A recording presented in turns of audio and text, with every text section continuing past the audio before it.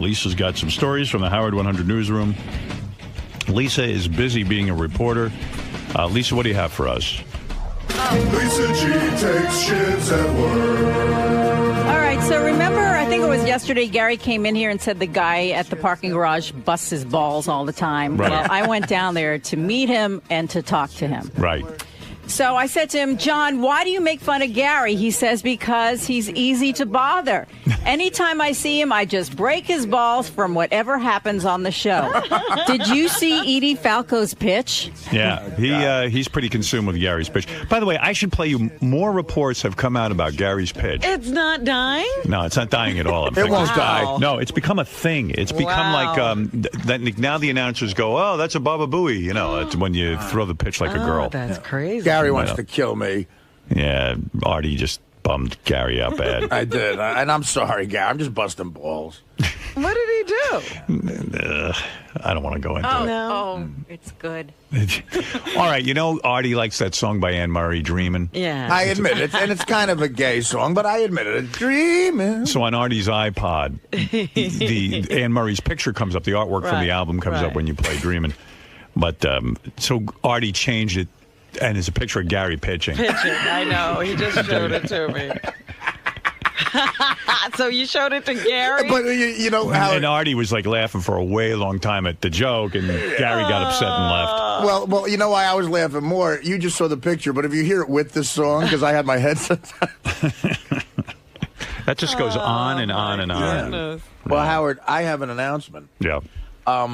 I can't get a major league team to let me throw a pitch out because everyone thinks I'm a dirtbag. I swear to God that they just don't want anything to do with me. Right.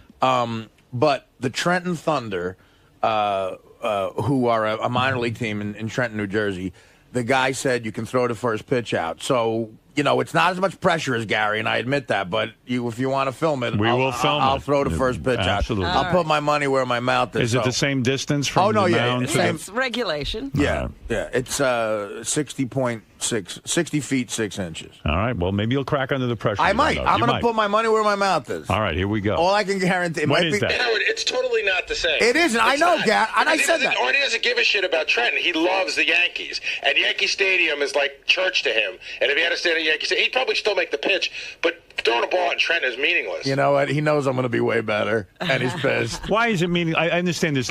Artie admits it's less pressure for him, but this is the closest he can come. It's about where it takes place and what it means to you. I see. No. There's pressure on me now. Gary, listen. You fucked up, and look what I did. I acted like the biggest asshole on the planet. There's pressure on me, man. I mean... It really isn't. It's not Yankee Stadium. Yeah, but you know, Yankee Stadium doesn't exist anymore. I got a way to solve this. A pitch-off between Artie and Gary at this game. Okay. You each throw a strike. I'm glad to do it. Oh, now that's a good idea. There you go. Now it's an even playing field. It's on. Gary, there's no pressure. Even playing field. Now it's an even playing field. You should be able to throw the strike if there's no pressure. Gary, if there's no pressure...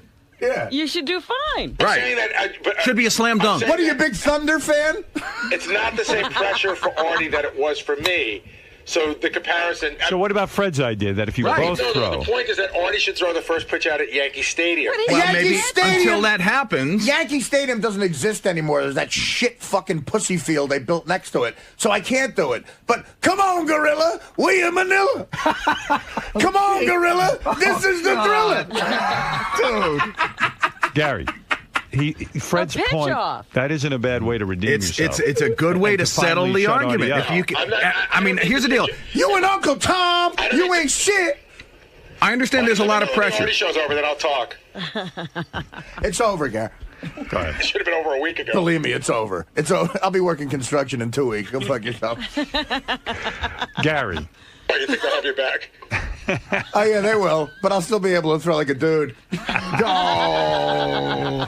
You work in construction. We need you to swing a hammer so you can hit an umpire by mistake. Bring your Anne Murray CD with you, douchebag. Yeah, and I'll show them your picture. Oh, God. All right, Come on, Gorilla. The point is, if I were going to do this again and I were going to redeem myself, I'd do it in a place by myself, like... You know, that means something. But wouldn't that prove that you have the same ability as Artie? I mean, I understand why you say... I can go throw a pitch and anywhere. I I don't need to do with Artie. But that's a quick way to kind of shut him up a little bit. If you pitch a strike too. Shut me up! Whatever. Listen, Gary, what about this? The Trenton Thunder game, it's not me, it's you versus Valerie Bertinelli. All right. Well, there you go. Gary's not interested in pitching. I think that would solve the problem because I understand the pressure that he had at Shea Stadium, and I'd love Citi Field or whatever the fuck it is. Shea Stadium. I'm not in a contest with Artie, nor am I tied to Artie. So if I do this, I'll do it on my own. I don't need. But you're knocking his. But you're knocking his thing. It's like so now you can prove that you're as good as him. Whatever. All right. It's enough of that. The man has a piece of wood in his penis. Wow. Yeah, that's true. You know what? I'm so uncomfortable today. It's the worst fucking day ever. Really? What's going on? You know what? It doesn't hurt anymore, but I'm telling you, what time is it? 7:15? I've already peed 6 times. It's time to talk about your gay pitch. Gary. Oh, man. Let me get off the gay pitch for a second, okay? Gary. Yeah. So you went and you had this procedure. Right. They got rid of your kidney stone. Right. They put, and after the procedure, they put a piece of It's a stent. It's a stent. It's plastic something. up your penis so that you'll keep the opening from Right. getting. And it's been uncomfortable. I've almost. Well, Why are you peeing so much? Are you drinking a lot of water? well, I have to drink a lot of water, but I'm not peeing a lot. I'm just peeing often.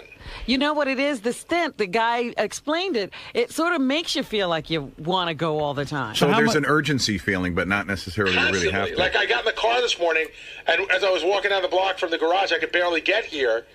And then I've gone at least 6 times this morning. Wow. How much longer do you have to keep that thing in your penis? I'm taking it out a week from tomorrow. A week from tomorrow, you got to go through this? Yeah. Is it going to get any better or is it just going to be horrible? This is a little new territory for me. But did you ask your doctor? Are you going to be suffering like this for the entire week? I don't know. I'm going to call him today, or I'll email him today. Nobody gave me any indication that this would be going on. So when you say uncomfortable, it stings? No, the stinging seems to have gone away. I just feel like you know when you have to pee really bad? Yeah. It's constant. Like I already can get up again. I just came back while you were having this conversation, and I probably can get up and go again. You know, I was talking to my buddy Pat about these kidney stones, and he was saying to me, too, it's a matter of hydration. Do you drink a lot of water? All I drink is water. Really? I don't drink any soda. I stopped drinking iced tea. I drink water like crazy, Howard. You're but talking it about... took years to make this stone. He had really bad habits. Well, it's like an oyster. I've never been a soda drinker ever, and I've always been a big water drinker, so that's never been the issue. Wow. Well, all right. But it's the chocolate, the Tums, whatever else he was doing for years. I think the Tums did this guy in. Yeah. Yeah, Like, I mean... my grandfather used to eat Tums all the time, but he was eating so many Tums, and Tums is loaded, I think, with calcium. Yeah. And I think calcium leads to these deposits. Well, the stones are made of calcium. That's what they're made of. Jeez, these stones sound scary, man. Like, even I've now changed my diet. That's And scary. you didn't have a problem. I don't have a problem. I'm so afraid of it. It is. It's a scary thing to get because sometimes, I don't know if it's true, but it could be hereditary. You just get them anyway. You know, I don't You might have a... No, Robin? No. No. It's not hereditary? No. All How right. could a stone be hereditary? But could you have a predisposition? All of a sudden, your grandfather put a stone in you? No. My Western medicine doctor says it can be hereditary, Sure. but Robin They knows say better. everything's hereditary. Heart disease, everything. You just made me Disease feel... is hereditary. No, if it's you have not. a bad heart. What? Cholesterol's hereditary, Robin. No, No. you have to eat that. What you're missing is that, don't you agree, that there are people with family histories...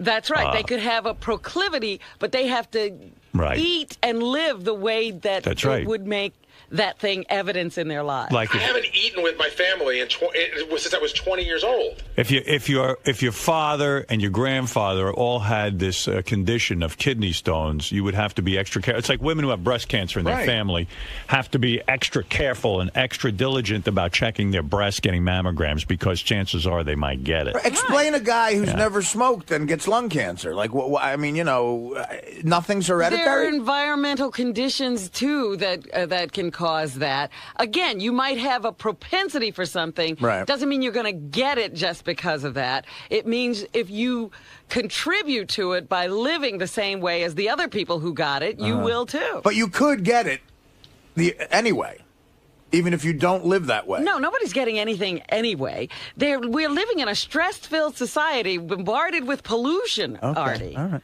Did your dad have kidney stones? Oh, but my mom had them forever. She did? Yeah, constantly. So that's where you get it. She's in and out all the time. With kidney stones? Yeah. So there you go. He's got it in his family history. And then on top of that, he's eating crappy. He has a very bad diet. Does your mom have a bad diet? I don't know. I mean, now she does. You don't know. Now she does. Now you don't know what she eats. And I want to say to everyone who called the wrap-up show yesterday, too, I have something that's hereditary in my family. Being really loud and interrupting great...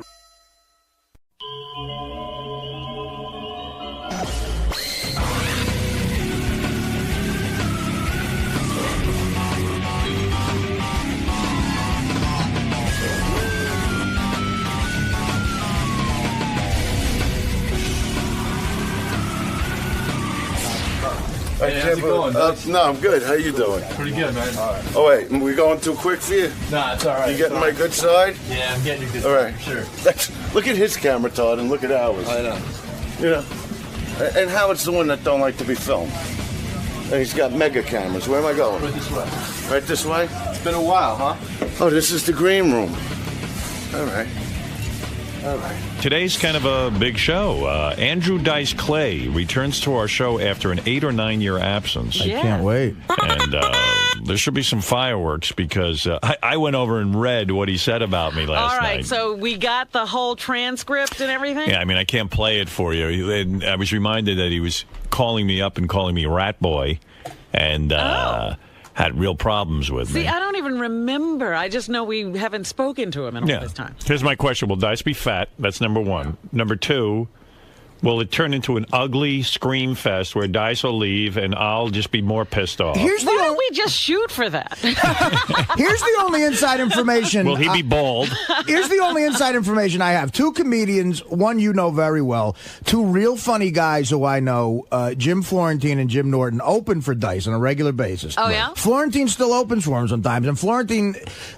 I feels that Dice feels bad about it. I think that's what he gets from it and would like to make up. So I don't know if he's going to come out guns a-blazing type of thing. Artie's absolutely correct. I mean, when Dice and I were talking, he really wants to put this behind him. I would like to, too, but I wonder if we really can. But he's not coming in to fight. Right. But that doesn't mean he can't be engaged in a fight. I think anything ticks him off. I'm saying he's not looking... Right, and anything ticks me off, so it's very volatile. Right, he's not looking for confrontation, but he does... You know, both of you guys have short fuses if you get pushed in the right direction. Yeah, I mean, I did get pushed in. You know, I went back and read the transcripps, but let's wait. It made you mad all over again? Well, yeah, it did. It was kind of like, you know, it was kind of crappy. That's what happened. I came in there, I was really good, and Howard is soft, and he didn't do a good interview. He was weak, and I'm not weak. I'm always doing a good appearance. And I was like, you know, it wasn't such a great appearance, dude. It wasn't my fault. It almost don't blame me. Don't start attacking that I'm weak and that I'm wimpy. Take a little responsibility. Yeah, I mean, come on. It almost sounds like he wanted publicity. That statement is so blatant and like crazy. And then he was mad because I went right to the phones, and I'm like, well, excuse me, you know, it was kind of bombing. It wasn't working, and I thought maybe the listeners could charge you up. I don't know.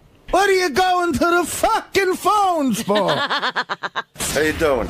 Andrew Dice Clay here at the Howard Stern Show. I haven't seen Howard, I don't know, 9 or 10 years. You know, we had a little tiff that turned into a whole thing, and I don't know what's going to happen today. You know, I'll go whatever way he wants to go. That's who I am. Are you coming into this interview with bad feelings towards Howard, or are you... No, I'm actually looking forward to really seeing him. You know, it's, even though I didn't talk to him for many years, I always considered him a friend. And that's what happens sometimes. Friends fight, and we're both really stubborn, you know, and we both have a lot of the same, you know, kind of fight in us, you know, when we do argue. We both got that heart that nobody likes to give. So, no, I'm looking forward to seeing him. All right, guys, we'll see what happens. Okay, we will see what happens. Now get away. Oh! All right, here he is. This is Dice Clay. Hasn't been on our show in 8 years. There he is, Andrew Dice Clay. Well, that's the same guy I remember. It's the same guy I remember. Put on some headphones, Dice, so we can talk. He's looking around. He doesn't know what it is. He's confused because this is a new where's studio. the mic? It's on your headphone. There it is. It's on your headphones. Just talk. This is unreal. Isn't this nice? Let me look around a minute here. Take a look at our new Holy studios. mackerel. I don't know you guys. You should really leave. That's Artie. What's up? This is amazing. Forget about Artie. I'm not here for him. Right. He seems very nice. and I'm sure he's a good friend of yours. Yes. But I don't know him yet. Robin, it's great to see you. It's good to see you. I can't believe, because I haven't seen you. Yes. Now, how many years has it been, Dice? It's about 10 years. 10? About 10 years. Is that right? But I've been listening. Oh, good. All right. Yeah. All right. Well, See, I that's never a big- stopped listening. Well, thank Somebody you. Dice. told us it was 97, so that's what we were saying. 96. Yeah. I thought it was like 95.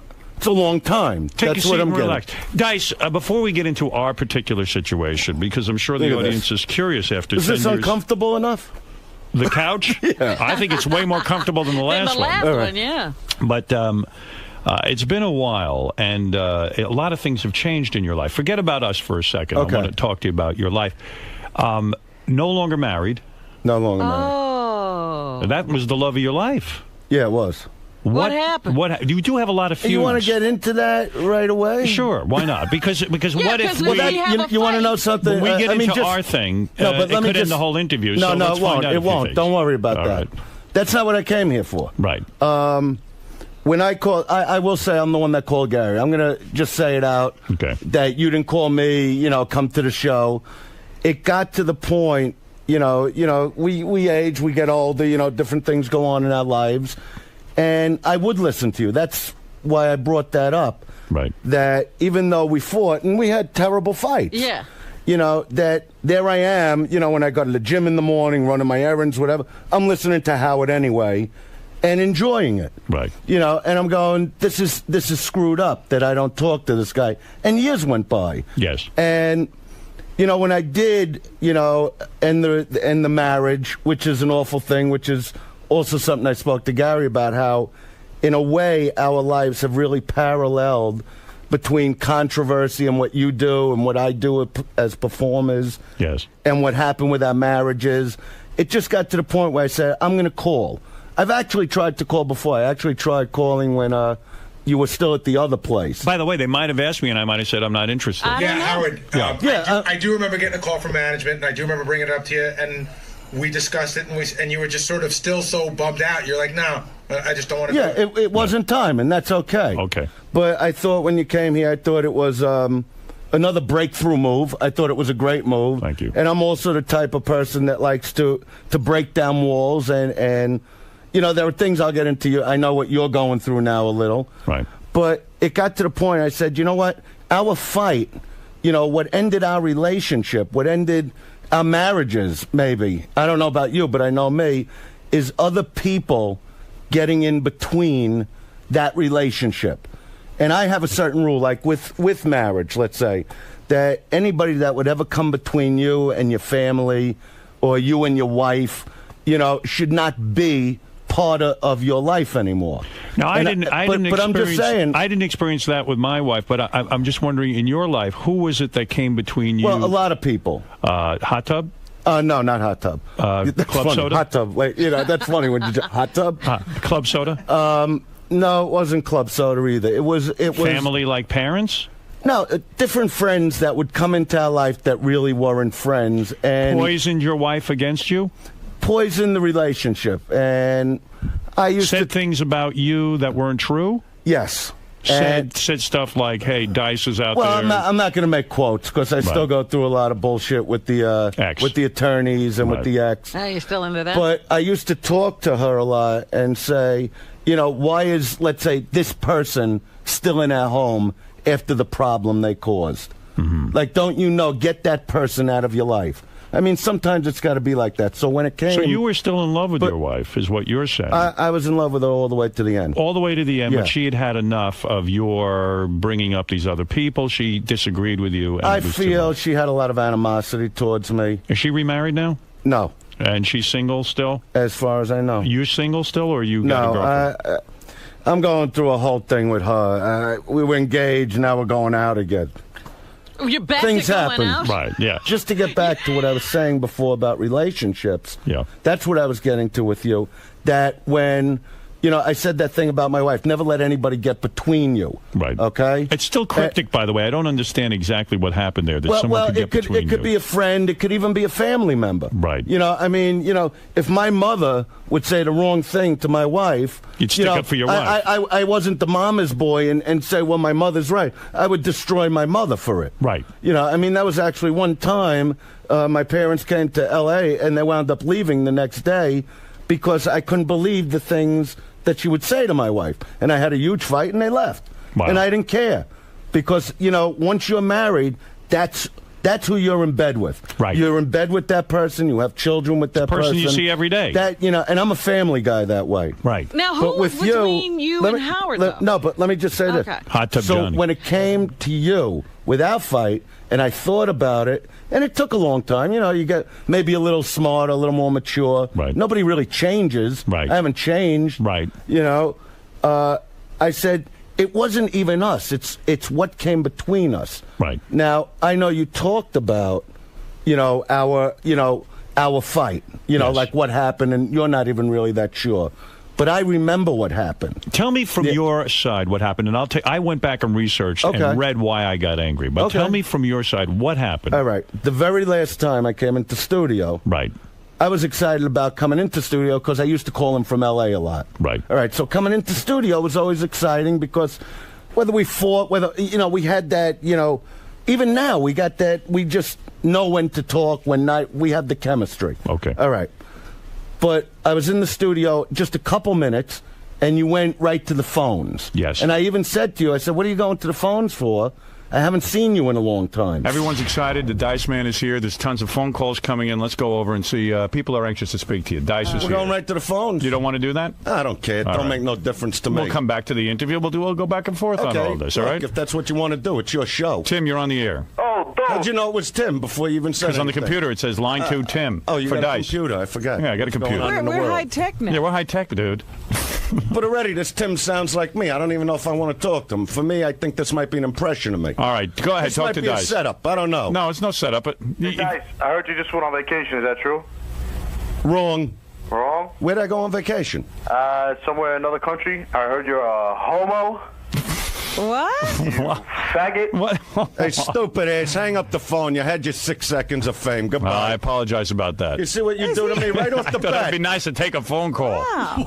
What the heck was that? And they were like some shit calls, some jerk off that sued for like $10,000. Asshole callers. Right. And I'm like there, and I want to hang with you and talk to you and have fun with you on the air. Okay.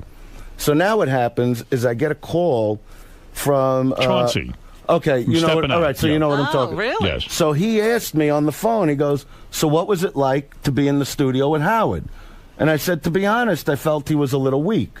And he goes, "What do you mean?" I go, "Well, I went into the studio, and he went right to the phones, and I didn't know why." Right. And then he did the interview, and that's what I said, because I remember the things I say. And then what happened is I was shooting the show for UPN called Hits at the time. And I got the radio on, and you're just going nuts about me. So the Chauncey from Steppin' Out interviewed Dice Clay. Yes. Now, you know how I felt about Dice's last appearance privately. I talked to you about it, Right. and I thought it was rather weak, and I thought, and probably the reasons I thought, when Dice came on the show, he hadn't been on the show in a long time. We kept him off a couple of times because I kind of felt he's gotten real pussy-whipped and doesn't talk about stuff. So it's kind of funny. Chauncey interviewed him, and Dice is slamming me, saying I've lost it. That I'm not daring. God, Dice has lost it. Mm-hmm. His TV show sucks. His last movie sucked. His previous TV show sucked. His HBO special sucked. And I'm there trying to resuscitate the guy, and he's bad-mouthing me, blaming it on me, that I've lost it. And I'm going, now, I know this guy Chauncey called you because you spoke about it, but I don't know what he said to you. Right. So I call into Gary, and I go, okay, when's this war going to happen? Right. And I think it was that Friday that what was funny is I showered for it. I got up, because, it's 3 hours earlier. I go to my guest house because I know we're going to be yelling. Yeah. I know when we fight, this isn't going to be, my kids will be, going, what's going on here? Right. It's going to sound like World War III. Yeah. So I go to the guest house, and I call in, and, and you went off on me, and you know what? You got the louder mic, of course, and you beat the shit out of me. Right. I got mad. I went on a TV show. I said things. You went off a little. And then we never spoke again. Right. So my point is, we fought about what somebody said to him. You know, what I just said to you wasn't even that bad. You know, and if we would have hung out after that show, you know, and I said, what'd you go to the phone for? It would have been done at that moment. What happened for me was, and I'll be up front, I had felt like maybe 1 or 2 appearances where you'd come in previously, they hadn't gone that well. And I said to Gary, listen, for whatever reason, I said in the meeting, I said, listen, Dice is a friend of this show. He's done a million great appearances. I said, let's hold off on some appearances for a while. Maybe we have to build up a wealth of things that happen in Dice's life. And he comes in because they do deal with reality. Well, now I got a wealth. Believe me. Well, I bet. Believe me, you can't begin to fucking understand what's going on. So wait. So I said to Gary, he said, well, Dice wants to come in and stuff. I said, I'm never going to tell Dice no, so bring him in. And you came in.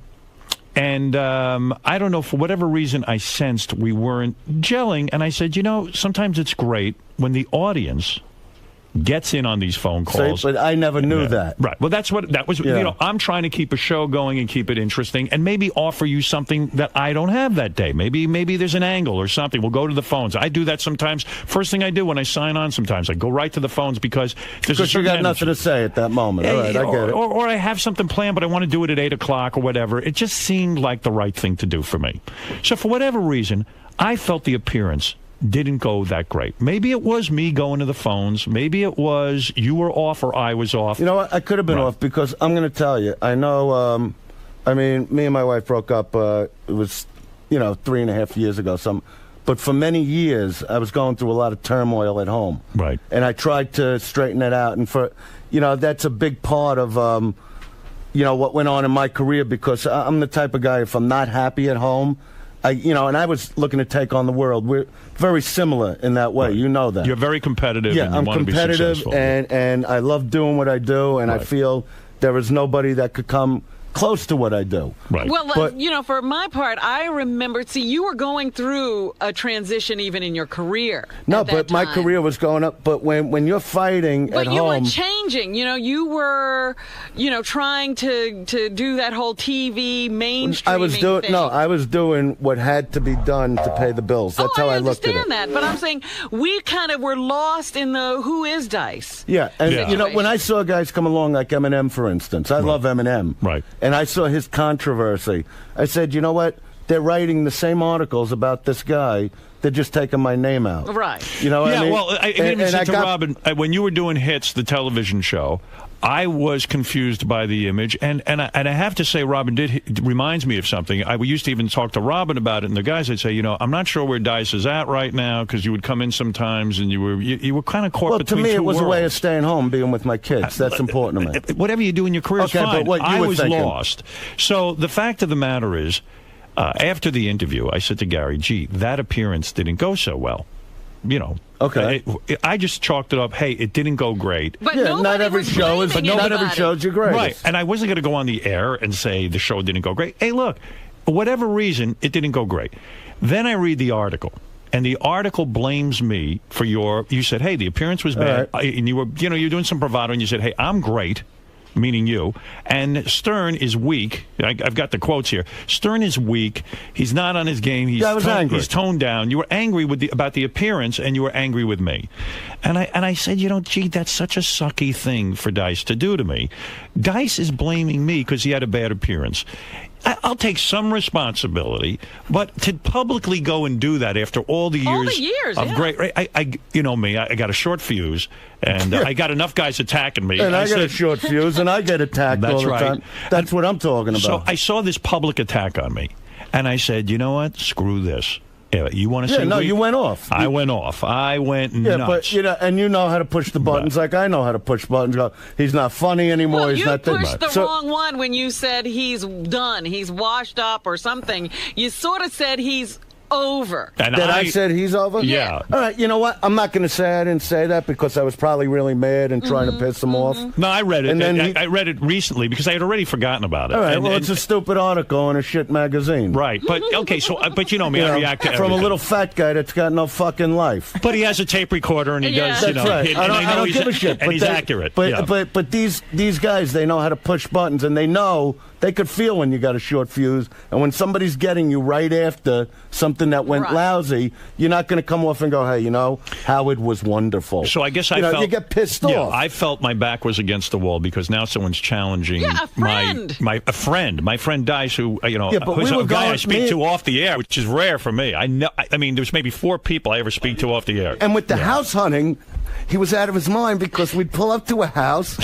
And I wanted to kill him. This was his real estate agent. Yeah. And me and Johnny are in the back of the car like the children. Right. You know, and I'm filming. I'm constantly filming. He's going, shut the camera. Why are you filming? No, because I just like it. You know, and now we'd get to a Evidently, house. I was being pranked. But this, no, it wasn't about being pranked. It was just really having a good Getting time a doing this. reaction, a real reaction. I loved it. I had a great time, let This me is- tell you. This is my, no. I know you were suffering. I was having so much fun in those people's homes as Dice and Hot Tub ran through But them. the beauty of it was, I wouldn't go in the house. If she pulled up to a house I didn't like, he'd look at me, very, you know, businesslike, and go, she'd go out to talk to the people, and he goes, why don't you go in the house? And I go, because I don't like the outside.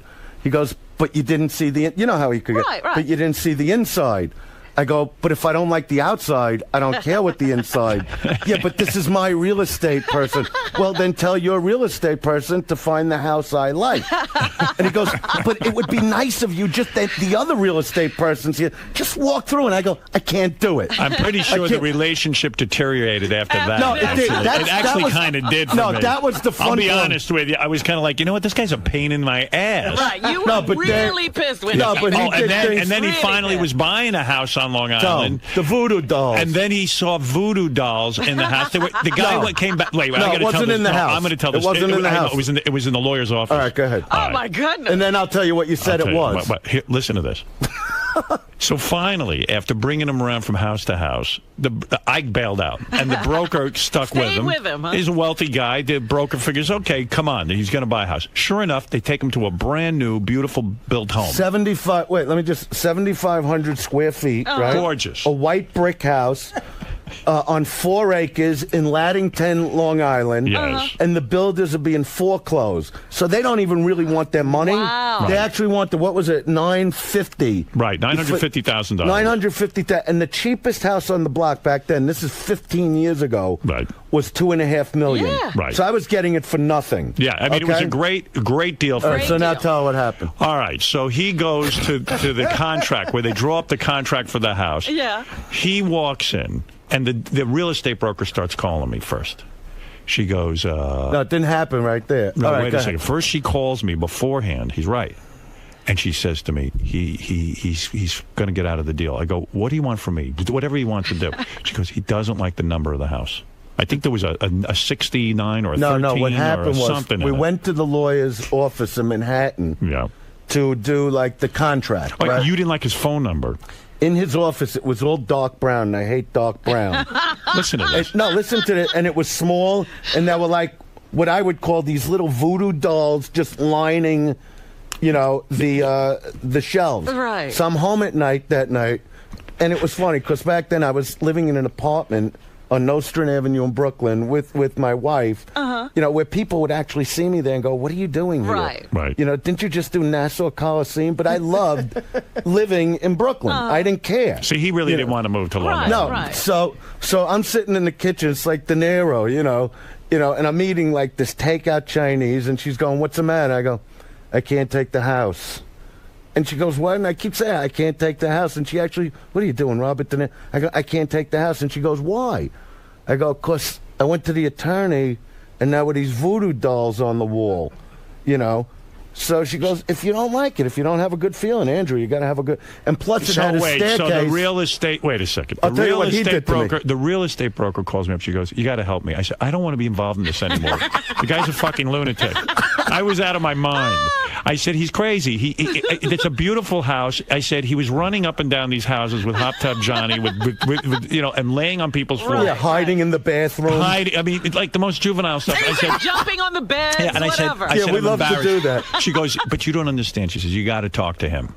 She goes, he went to the lawyer's office, and he's claiming there's voodoo dolls all over the place. I said, what is it? She goes, this gentleman, this lawyer is a lovely man. He's traveled to Africa.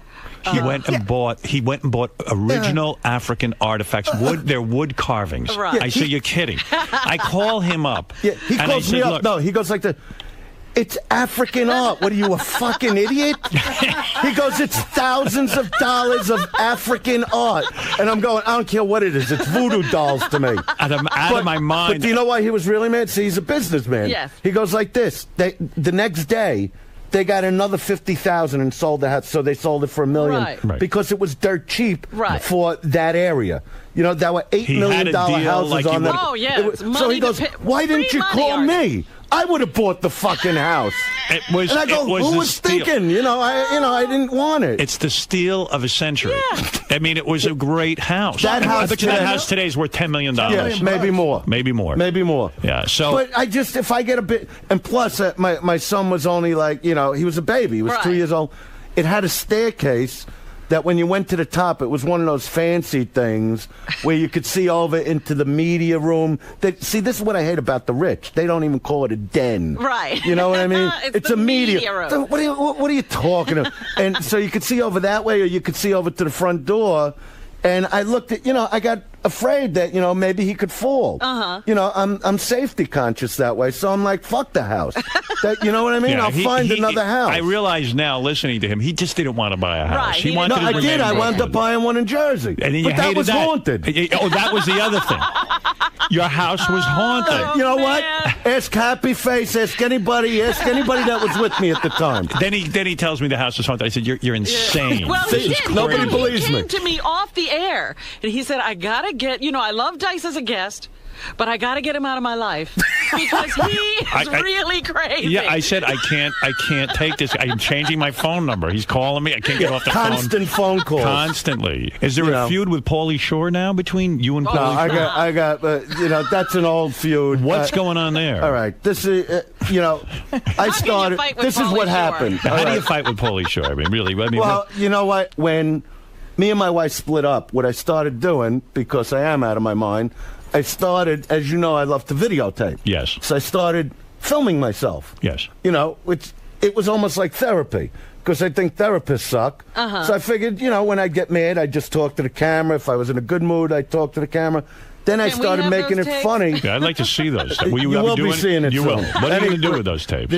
I can't get into it. It's very top secret. It's sort of top secret All this right. week. Okay, go maybe ahead. next week I could tell you All if right. we're still talking. Right. All right. So what happened is, so then I started filming over at the Comedy Store, and using the other comics and creating scenarios, and the comics just loved it. It was like I started creating what I called the show. Andrew Dice Clay, the show. Okay, and anything could happen in the show. It's in a sense a reality show. Yeah. It was what I'd call a reality com. Okay. Okay, so now what happened is my kids would come there with me.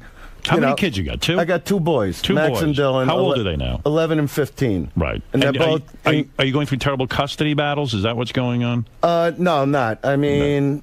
I'm very, very close with my sons. I mean... Are you living close by? Yeah, well, one of them is with me, Oh, okay. and the other one's with me most of the time. Oh, no kidding. Yeah. How'd you work that out? Well, it's just the way it is. The kids You know what I love mean? being with you more? Yeah. And You know they're what? boys, Like I said, I'm not maybe going to they get, need their dad. Right, you don't want to I'm jeopardize. not saying, anything about the ex. I'm not here to bash her. Right. I mean, I'm not saying she's not a good mother. I'm just saying Can you guys that I communicate? think I'm a fantastic father, and that's it. Can you and the mother And- communicate at all, but just for the good of the boys? Can you sit down and talk about what's good for the kids? Well, that's rough. That is. Yeah, and You I get try. into fights? Well, I try. Right. That's all I could say. That's right. It's a bad situation. It that was way. interesting that he said, I'm not But- going to say she's a bad mother, but I've got the kids. No, I didn't say that. I said I'm a great father with them. And That's right. for the last 3.5 years, I mean, all I did was, really look to stay in town and be with them. And if I went out, I didn't look to be in the public eye at all. Right. I didn't look, to even be on your show other than that one time, when I thought I should. You like being a father? I would go out, make my living, and come home quickly. Just financially, are you well off enough that you really don't need to work? I'm pretty well off. You're pretty well off, even after the divorce. That had to wipe you out a little bit. Well, that's what divorce is. You don't see me wearing a leather, do you? No. He's back to cotton. I'm not even sure that's gold. Yeah, right. No, it's not gold. Right. So you have the kids and you go down to the Comedy Store. Yeah. So what we would do, they started being on film and filming this stuff with me. What happened? One night, Paulie comes in. Now, I'm looking at Paulie at the Comedy Store since he's 12 years old. Right. So he gives me a hard time about it, and he says, Dice, get your fucking kid out of the Comedy Store. Oh. And this is, and my kid was right there, and it's my younger one. Yep. And at the time, he was 10, and I know Paulie's there his whole life. I go, so now I get in his face, because now he cursed in front of my kid. Right. And I know that sounds funny coming from me, but I don't make it a habit. Right. They know what I do as a performer, but they know at home that's not what I'm about. And I get in his face, and I'm saying, Paulie, this could be very bad for you right now. And you're thinking this is hypocritical because Paulie grew up at the Comedy Store. Yeah, he grew up there. He's telling me. How come this ain't on tape? Yeah, he's telling me. The camera cops are going to come and close the Comedy Store. I'm going. If the cops see my kids with Dice, they're not closing anything down. Right. There were no cops. The SWAT team's not showing up at the Comedy Store to close you down because Dice is filming his kid beating up another comic. Right. Which is funny. You know. So we had a little thing, and I went around saying, Paulie hates children. And now are you at odds? Yeah, with we him? made up. Oh, you made up. Yeah, everything's fine. Right. All right. Everything's fucking but beautiful. there are no cameras. Paulie's Only you got can a wind me up. show, I said I'm not going to get wound up. videotaping. No, because now I'm getting mad again over that. Well, because that is insulting to you. Yeah, How would you feel if somebody Well, said your something kid's about your there, kids yeah. right in front of you? It's like you it would've left been no tough. choice but Right. disassemble that person. Yes, Gary. While you're on it, I guess while we're talking feuds, you should probably ask about the Jay Moore feud. Yeah, now what's going on with that? You feud with the comic Jay Moore as well, don't Why you? would you want to make him more famous by feuding with him? Well, he Why would you pay him any attention? You know what? There's too much going on here to talk. We took care of that. You're over? That's over? Yeah, I haven't even heard of him since that day. Well, but I'll tell you something that did happen with that little jerk off, right? Right. Because he was on Asshole and Opie's show. Right. Right. See, now that this was a is show, but this that is was what I was mad about. Yes. With you, because I had to do that show because I wasn't doing this show, so I had no choice. Right. And I actually, what happened was. What was your impression of those two characters? Well, you know what? Don't make me mad now. Not yet. Don't make me mad now with them. You know what I mean? Number one, actually, I think Anthony is, he's a talented guy. He should have just been a comic, in my opinion. Opie is a zero in the game of life. Right. In my opinion, he can't get on the air unless he's got a bottle of bourbon in his fucking hand. And if he ever stands toe-to-toe with me, he's going to know what I'm talking about. So there was He's bad going to have a blood fucking problem he can't handle. Right. That's what I'm saying. And I never liked him from the beginning because he was a cocksucker, and he's more insecure than any male I've ever met in my life. That's who he is. And they've been trying to... Let me tell you something. They had a show... See, you were on in the morning, which I wish I could have been on your show. Right. See, that was something I wanted to do. I'll just lay it out. But the point is, you had to do shows. You're a comic. You would do their show and other shows. I had no problem with that. It wasn't about that. But I was getting bashed, I assume. You don't know what was going on. No, I didn't bash you. You didn't. I would say to them, don't make me go on the other guy's show. Right. That's how I would do it. But what was going on at home, when Max hit 10 years old, my oldest son now, he said to me, he goes, Dad, why don't you do The Garden again? Because at that time they were airing a lot of HBO specials from The Garden. Right. So I said, Max, we're doing great. I'm headlining the Venetian in Vegas. We're doing great. I just don't do that kind of thing anymore. Right. So that night, I go to the Comedy Store, and, this producer that used to do the Comedy Awards, which I don't even think is happening anymore, never even invited me on the show. And when that show started, I was doing 20,000 seats a night. But because he didn't like me, he didn't even have me as a presenter, anything. Right. And so I go to the Comedy Store. This is the night Max goes, why don't you do The Garden again? I go to the Comedy Store, and I'm hanging out with this comic, Jay London, and that night they were actually having the party for the Comedy Awards in the main room of the Comedy Store. So now this guy gets out of his car. Jay Moore. No, this tub of shit, George Slaughter, the producer of that show. Yes. This fat fuck who told my publicist, I told Dice it would never work with him. I never even met the guy, but I knew where he lived. He lived around the corner from me. I said, tell him to walk to the corner and see the house that could wrap around his 3 times. I go, tell him how it didn't work then, this cocksucker. Right? So anyway, I see this guy, and then I start talking to Jay again, and he goes, I could write a page on the look you just gave that guy. You know? Right. So now I go home, and I don't make my house a shrine to me. You know, I hang certain things up, and one of the things that were hung up was the one sheet from when I did the Garden in '90. Something you're proud of. Yeah, a metal sheet that the New York Times ran. Right. So I'm angry about, you know, what's going on. I'm angry about what's going on in my relationship at the time with my wife. And I go in the bed, and I'm pacing around like an animal, you know, and she wakes up, and she goes, everything all right? You know, and I go, count my words here. I go, in less than a year, I'm on stage at the Garden. I go, that's what I'm going to do. I owe it to the kids. Because it gets to the point you don't want to just talk about what you did.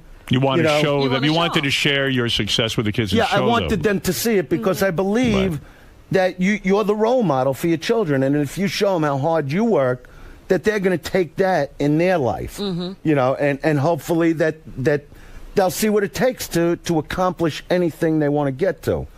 So I put a plan together, which is well, I got to record a new album, which I did. See, if I had a father that worked as hard and made all that kind of money that you did, I would just sit back and go, you know what, let this guy work, and I'll just collect That's why he's telling him to go do the Garden, pick up some That's more right, money for me, Dad. Keep going, Dad. But I think you understand what I'm getting at. So I got to work on the whole thing, and now these guys, I hear this guy, Anthony, is just going on and on about me, and I did the show like one time, and it was amazing when I walked in. You want to talk about intimidation? This Opie. Oh, see, this is what I mean about anybody doing anything for money. A guy that would actually call himself Opie, other than his real name, to be on the air, like to say I'm an Opie. I mean, when you see an Opie, you're going asshole face. That's who you are, asshole face. So things were not good between the two. No. Right. This is so I start doing their show. Yes. And what happens with their show because nobody would go, no comics worth anything would really do that show because they wanted to be on your show. Right. It's like Letterman and Leno type of thing. Okay. Now, I didn't care because me and you were fighting. We weren't. What am I going to do? I got to go on their show. Understood. But their ratings start going up. And they even used to thank me for building their show because they had nobody doing their show. Right. They had Jay Moore. Who's Jay Moore? He's not even like a real person, Jay Moore. You know, who the fuck? Even now, he's had like 10 shows on TV. Nobody knows him still. There are just certain people that don't have that X factor, that just don't stand out. They don't go over and let me tell you something. They used to go nuts about you. Right. They go out and fuck. This guy would call me at home. Fucking Stern this. Fucking. I go. You know what? No matter what you say, he's the biggest guy. You know, take it as a you should. Hands down, he's the biggest guy in radio ever. That's it. I go, if I hate his guts, makes no difference. He's the biggest guy. So why would you fuck with that? Right. Especially when you have the same boss. Especially when you doing my whole act. All right. All right. Yes. Yeah, okay. You know, which and a bad version of it. Right. Okay. So now what happens is I start doing the show. The audience, New York gets hot on me again, and to make a long story short, I do the Beacon Theater. Right. And the Garden in the same week. I did 13,000 people at the Garden the last night of the World Series. My wife brought the kids in, and what was funny is my youngest, you know, couldn't watch the show. Right. But just to feel the whole thing of coming to New York, Daddy's doing the Garden, and she allowed him to see when I walked on and the whole crowd got up. And my 10-year-old, Max, watched the entire show. That's great. You know, and, you know, we let him do, like, what he felt. Right. He should do. And he's a pretty bright kid, so he knew when to walk out. And but, I mean, it was just an absolute, you know, incredible moment in our lives. But what happened, what really made me angry with this guy And because when anybody fucks with my kid, that's it for me. Forever. What happened? That's just the way it is. And that's rightly so. A day before the Garden, Max came on the radio with us. Okay? Yeah.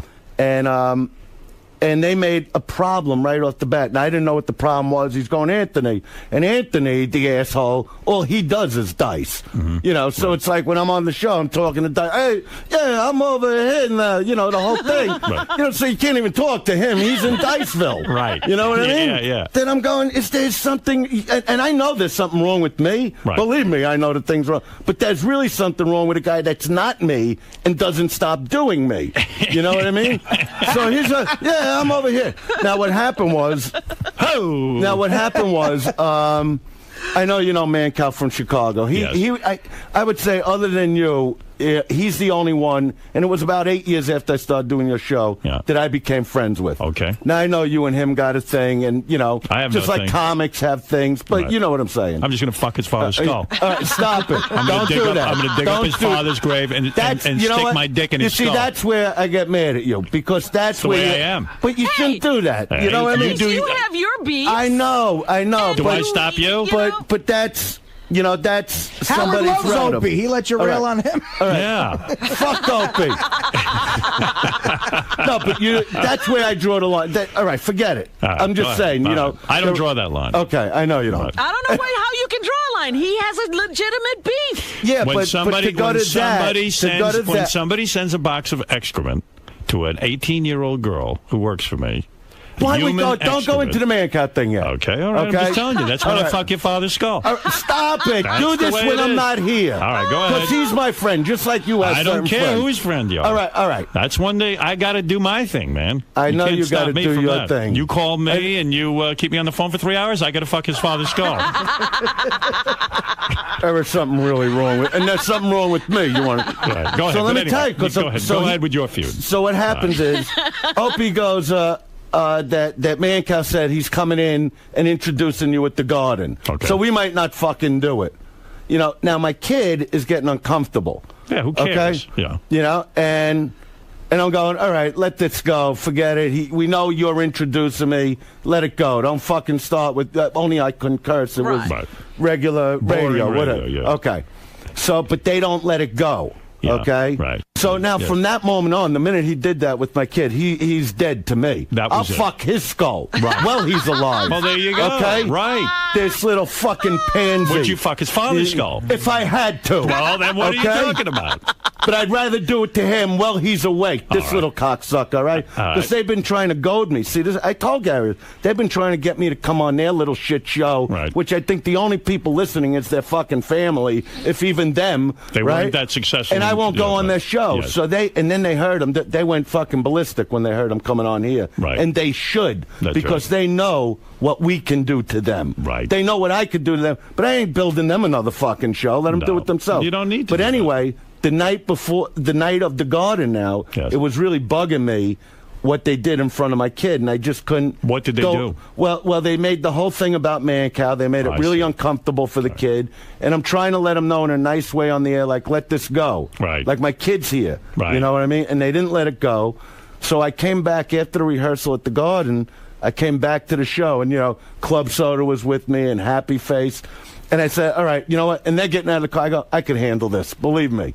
Right? And I go up to a show. This little asshole sitting there, and it was a day they had no guests. Right. You know, sometimes when you have guests, you could, team up. Nobody's sitting there, and they're going off about me. Right. We might not go. And I walk in there, right, and he's looking like a deer in headlights. Was shaking with the glass of wine in his hand, this asshole, right? And I lay into the guy, Right. And I tell him and I said, do you want to go right now? We might not come to the Garden. I go, let me ask you something. Do you really fucking think that the Garden is going to be packed tonight because of you little asshole? Do you really think they're coming out for you? Yeah, get up on stage. Because and if that was the truth, why aren't you doing those places all over the country? That's right. You know what I mean? Yes. Do you want to go toe-to-toe? Do you want to really see what you got? And Anthony tries to get in because he's the funny one, and I just shut him down. Right. You know, that he's like, all right, you know, he backed off in a Was second. he doing the Dice impression? No, he shut his fucking mouth in a second. Right. And now this guy, Opie, he's got nothing to say, of course. Right. Is he a physically impressive man? No, not at all. He's not physically impressive. He's an Opie. No, he's But not. even if he was, like I say, I have been hit, so Right. it wouldn't You're bother. ready to go. But it wasn't about fighting physically. I wanted to see what he had verbally. Right. Like if you want to go toe to toe, do it. Yeah, let Let's the see other what guy you got. shut up. You Because- go head to head with me. Because Yeah. I claim I'm the best at that. Okay. There is nobody in stand up that can do what I do. Right. You know, when I'm on stage entertaining and complimenting women and saying things like, hey, I think you're adorable. Me, I'd shoot so much cum in your fucking mouth, it would look like your fucking teeth are melting. You understand? If the FBI frisked me, they would find your asshole print on my cockhead because I know how to entertain. Right. You know, other comics want to come on, fuck you. You ever fucked it? They don't know how to do it. They don't make it colorful. Right. You know You what I have mean? you have a way of communicating. When I look at a girl and go, let me tell you something, sweetheart. If my cock and your cunt were to collide on impact, your pussy would need airbags and I would need a seatbelt wrapped around my big oval-shaped balls. Do you understand what that means? Those are the And I said that right to my girlfriend last night before I left town to come here. And she smiled. She appreciated the fucking compliment. When you have energy like that and a delivery like that, it's intimidating. And you were saying to the guy, come on, let's go. Let's go. But even on regular radio, even you didn't have to beat me. Well, maybe once in a while. But I can do that without the cursing. Right. This is great, the freedom to be able to do that. Fabulous, right? I can't even believe what I just said on the open air. You know, And you know what? Compared to what we're playing every day, it wasn't even that shocking, which is great.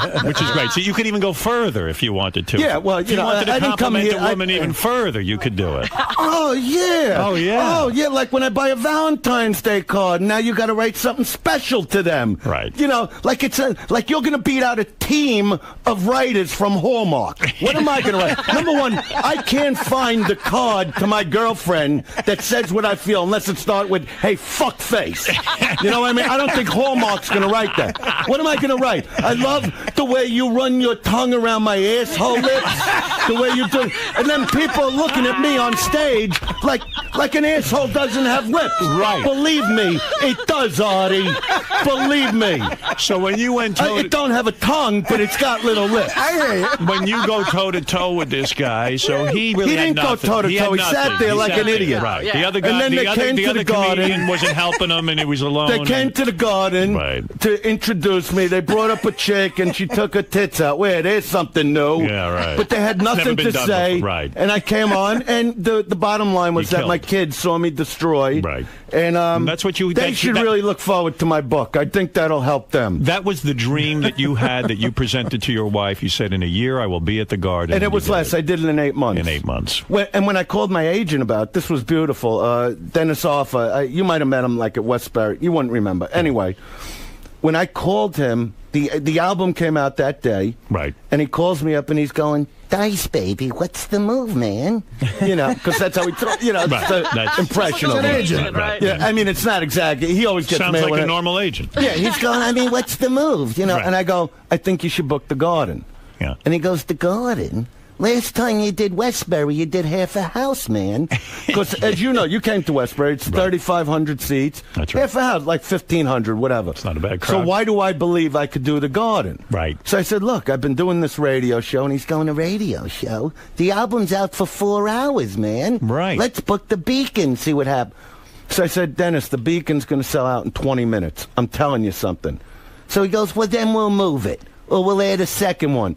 To make a long story, the Beacon sold out in 35 minutes. He didn't even understand it. So your own agent doesn't really understand No, your but he appeal. also didn't understand. Years ago, when I did the arenas, what happened was the career moved so quickly. See, he was Rodney's agent. Right. And from all those specials, see, he's the only one I stuck with all these years, Dennis Offa. Right. Because no matter what I've gone through in my career, He's been there for you. Yeah, he's always believed that I'm going to come back strong. And even when I call now, I'm like what I call coming out of retirement. Right. You know, and so. Were you in retirement? Did you take a few years off? I call it retirement because these last 3.5 years, I really had to be there for my boys. That's the bottom line. And it wasn't planned, put but the it just career. worked out. Yeah, I don't give a shit about any stage That's if my kids admirable. aren't functioning right. Right. You know, and I just am And there for them. You went through a divorce. You knew that was traumatic for the kids, and Yeah, you said, I mean- "Hey, I'm going to take care of my kids." Yeah, and that's all I cared That's about. it. And I stayed with them, and you know, I'd go to Are like the boys- Vegas for a few nights, and that was it. And Are the boys popular? Are they having a good life? Do they, you feel they are happy? They have They're great friends? musicians.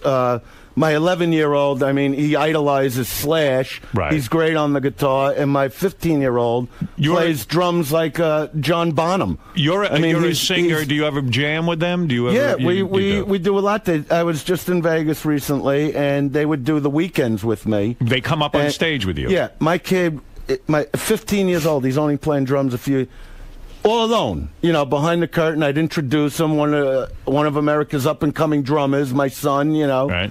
And he went into a drum solo that if you saw it, you go, when did this kid start playing? Really? The only thing is, you'd be amazed, he's 6'1.5" already. You're Wow. And he's only Wow. 15. No Yeah. kidding. But Is he getting laid, or is it too young? He wants to. He wants to get laid. Yeah, he's a handsome kid. Have you given him Yeah, sexual he looks advice? like me. Yeah. Oh, Artie! Hey, Artie, what are you doing over there? I heard your little impression. It's not an impression. Get the fuck over here now. Oh! So I got my chick balls deep. What? That's Dice 88. You got to get Dice 2006, my Dude, friend. I heard your new shit. I love it. You don't do Florentine anymore? plays it for No, me. you don't do that anymore. Oh. Florentine will be with me this weekend. Oh, he will. Yeah, a good he's the guy, greatest. Yeah, he's a great guy. Do you? The boys. Do The you, boys did you give are- them sex advice? Are you the kind of father would Yeah, say, "Look, no, Have you had see- to talk with yeah, your 15-year-old? Oh, please. Did you say to your son, Please, look, I said, look, I saw first the you rub older your son. cock against the clit a little, just to get a home. Why? That's No, would that's I good say advice. that? Come on. Kid's 15. Would I say that? Please, no, I don't say it. No, but the thing is, When you tell your boy Dad- to rub your cock against the clit, does he understand that you're just trying to help? Where's the yeah, and I clip? said, then you just put the head in. Yeah. Because any further might cause discomfort. It's true. You know that, right, Artie? It's good advice. No, I give him advice. My old man told me that. No, because I told him, you know, when was it, a week ago? I said, Max, let's say you're going to bang a chick a week from today. Right. It could happen, right? Right. I go, now, I don't know about you, but I start jerking off this morning. Because it's all about the prep work. You know what I mean? You don't want to. You don't want to shoot So by off the too time fast. you get in bed with the chick, you're prepared. You're a soldier.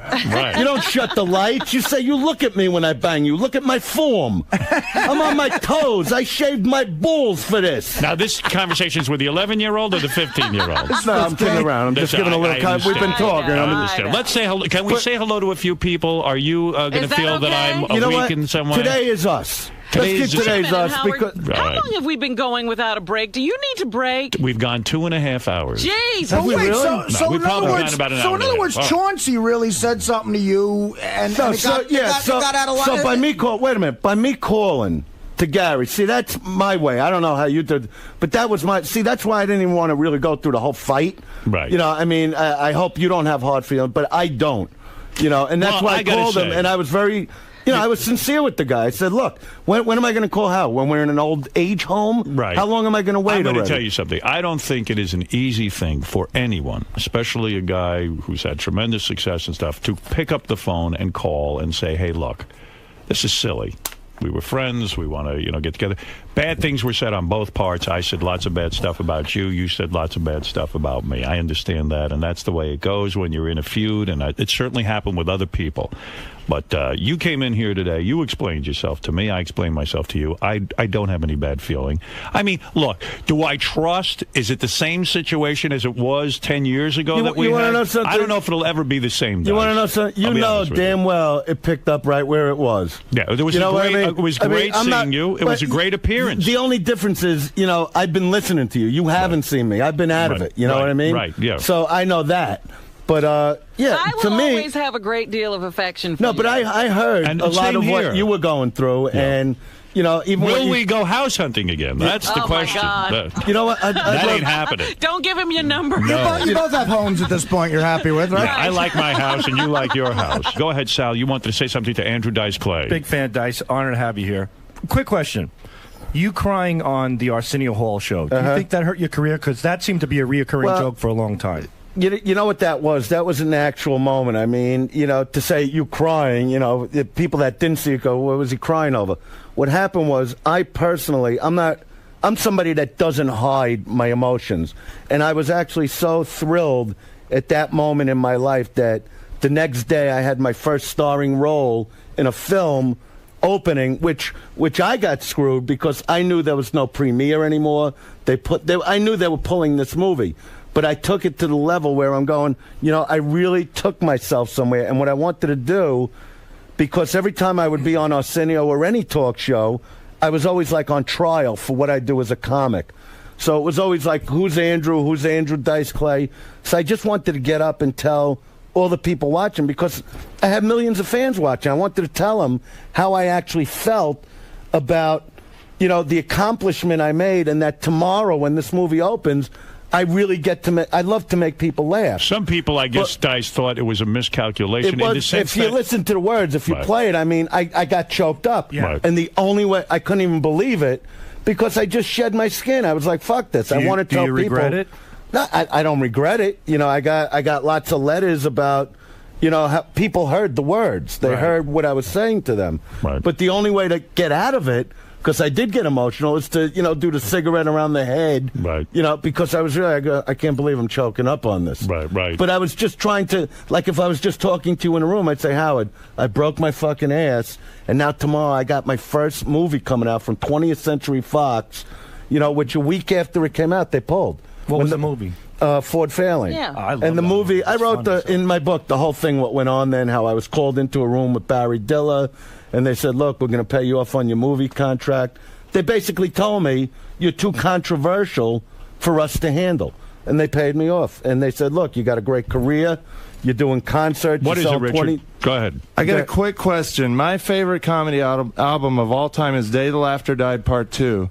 I was always wondering the story behind that. Did you go in unannounced into this club? Because the crowd seems really hostile, and at the end you get in a fight with a guy. Well, that's what he like. That's why he explained. That's what he likes doing. That's what I said. I have, All you right, know. Look, listen, we've gone for an hour and a half. Okay. This to me was a very, very healthy reunion, I think. Yes, it was. On my part. Robin, do you agree? I agree. I think it's great to see you again. It felt good when you walked in the room. I certainly missed you, and I missed our relationship and our friendship.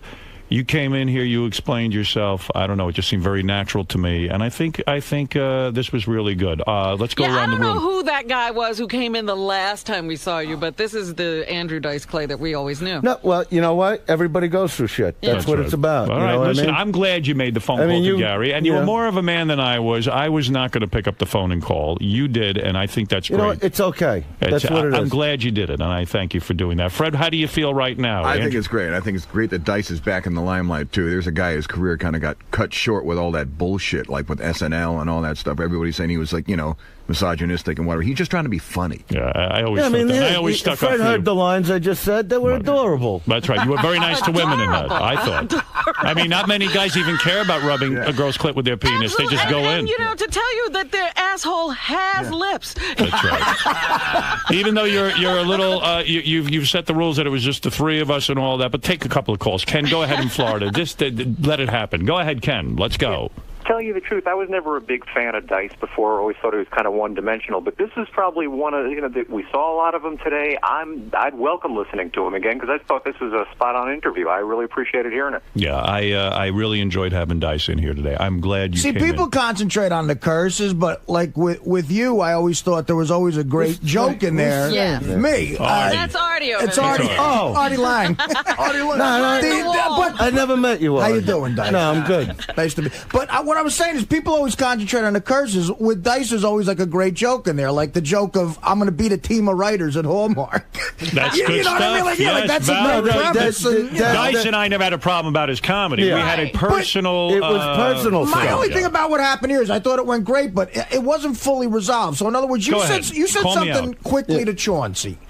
And you felt Chauncey then talked to Howard, and you didn't know what happened in that conversation. Well, you know, I and always Chauncey feel fed the fire more, and you didn't. Well, that's what I felt. So we wound up having a big fight, but I really never knew because I knew he would call you. Right. See, it's one thing what he writes; it's another thing what he said on the phone. Right. You know what I mean? When he Because even though they record the interview, wait a minute. Yes. Even though they record the interview, then they talk to you. Fred, what is your Go ahead, I got Fred. one question because Chauncey's been notorious for this. Did he actually write the truth in his article, or did he embellish? If I was to tell you the truth, I never read any article he ever wrote. That's on a me. shame because there's a lot of times. I stopped reading. Let me defend Chauncey for 1 minute. For one minute. No, What he it's not does- even Chauncey. I Yeah. stopped reading my press a long time No, ago. I'm not because saying that. I'm answering Fred's question. Chauncey does take a tape recorder, so he writes verbatim what people say. Yeah, Look, but a lot of times he's had stuff like he's quoted things in the paper about you that are totally untrue. That's true, but Dice blasted me. I came back and blasted him, and we've not spoken now for 9 or 10 No, I years. know. And the fact of the matter is, I'm sitting here. I heard what Dice had to say. I feel good toward Dice. I feel Dice feels good toward me. And Artie, you know I wouldn't leave anything unresolved. No, I would know. call people on it if I thought there was stuff still on the table. I'm just saying that we didn't clear up exactly the fact that Chauncey spoke to you after his interview, and that No, might have fed the read, fire a I little read bit. Chauncey's article, and Yeah, I think Chauncey called, and then he had him fax over the copy. yeah, and I went and listen. I reacted to it because I think it was designed to get a reaction. Who knows what was going on? but if I you had remember, my theories about why Dice did it. If you remember, you know, why did he call you that quickly? If he didn't want to cause a problem. Because he loved the controversy. he loved the controversy. He wanted to stir it up. But that's what I was saying at the beginning of this whole thing. So basically, somebody else came between us instead of me. You know, I would have read it anyway. That day, I should have just told you personally, hey, Howard, what was that? You know, Right. why did you just go to the phones? I haven't even seen. Yes, that was what I would have appreciated. Yeah, I mean, we've had debates about different things before, you know, and arguments we had, but face to face, and then at the end we hug and say, hey, what a great show. That's what I think should have been understand done. what Dice is saying. He's saying a true friend, if he spouted off like that because he was angry, would not then call you and say, guess what Dice said? Yes. That's revving it up and not caring about two guys. All right, but in his defense, that was his role. He would go out and interview people. But see, I don't blame Chauncey But in this. that's what he meant when he said it's people who get in between, because that was not a message that Dice intended to send to you. Well, if you say it in an interview, it's going to eventually I get to me. agree, but he's just stepping off the air, and Chauncey's right there, and he blew. Right. I understood that. Yeah. I understood that. Yeah. And I disagreed with it, and I went on the air with it. And it caused a That's huge what I mean. feud. People do that all the time. They come between. Guys, give me a handshake. All right. And I'm glad you came in today. I'm All going right. to take a commercial break. Okay. And I'll give you a hug, and we're going to see if we can't get back on track This again. is like That's all it is. Bodzini and Corleone. That's all. That's all. it Yeah, is. the family has sat down. The family I sat don't know. down. I feel Artie is not happy. He wanted I feel fireworks. for some reason Well, we it didn't could've- thrill Artie enough. it could've- It's not, see what I mean? It's not resolved for Artie. There's no bloodletting. I didn't know Do you Artie. want us to fight? No, I mean, that would be entertaining, but no, I think it's resolved. I just asked one thing about No, Chauncey. no, but that's all. why is the pitch in your voice getting higher? Don't you know what that means? Because I have lung cancer. Don't you know what that means? What? You're lying. That's what happens I when you asked lie. a question about The pitch, Chauncey. It's gotten higher again. Look at me. Look at me. Yeah. I like you, Artie. You're all right. I like Take and the next time you come in, you got to tell me what happened with Hot Tub Johnny, no longer friends, and Club Soda Kenny, no longer friends. Well, we won't get it. We'll do that. Another We'll time. get into that. Robin, Andrew Dice Clay is here. Are we All right. plugging anything? No, I got some shows in Long Island at feel Governors. funny I about think it. they're sold out already. Okay, but you'll be at Yeah, Governors. and I'll be with Jim Florentine and Norton? No, the little boy Jameson. Oh, Don Jameson. Yeah, Don, the little boy Good guy. He's Jameson. been here for roast. Do you Howard. call him the little boy? Don Jameson did both roasts. He killed. All right. Yeah, Don. Yeah, we know him. Yeah, he's a Don, great the guy. little Yeah. boy Jameson. That's right. Where? And Where are you going to be with at Governor's? Oh, At Governor's. At Governor's. Dice, I wish you the best, and thank you for coming in. I'm glad you came in. It's I'm good. glad It with feels you guys. good. It feels good. Get over here. Great to see you. Don't hug me too hard. I won't. It's really Good to see you, too. That was a fantastic appearance. Thank you for coming in. It's good to see you. Really good to see you. I was excited. Everybody's asking, what are you going to do in there? I go, I really want to make up with the guy. I haven't seen him. You know, he's going through all this shit. I mean, I understand it. Right. Maybe that's what made me cool. You know, it just gets to that point. Yeah. You know? It seems like the feud is over, man. Between you and Howard. Not as far as I can say. No, it's great. It really good to see him. It was just like a hang. It was like not even being on the radio. That's how it felt to me. You know, and it's just great. It's like being with an old friend, just picking up where you left off. That's how I really feel. If I say it any different, I'd be lying to you. And Howard brought up a lot of the feuds you've been in with other comedians in the past, and you mentioned that he's the only one who can really get you riled up and get you angry about stuff that happened in the past again. Why is that? Who Howard, like, how come he's able to rile you up so easily? Because he knows how to push my buttons, and I know how to push his, and you know, that's what happens sometimes. Hey, please. I gotta go back in there, but can I just say it was so great to have you on. Thank you. And to meet you and everything. And I'm glad it all finally got resolved. My name is Benji. I appreciate it. What's your name? Benji. Benji, nice to meet you.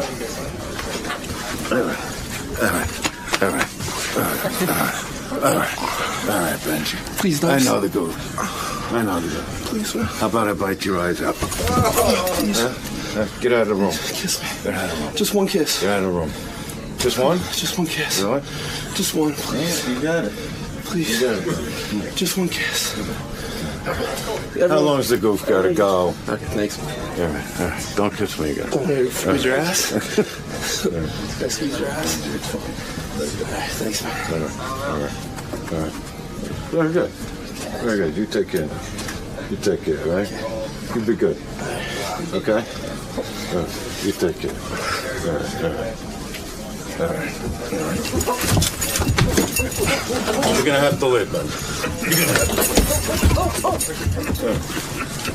All right. He's gonna be all right. That was a kiss. That was a good kiss. All right. All right. You okay? Hey, Benji, no, come on, Benji. No. All right, give him his hat.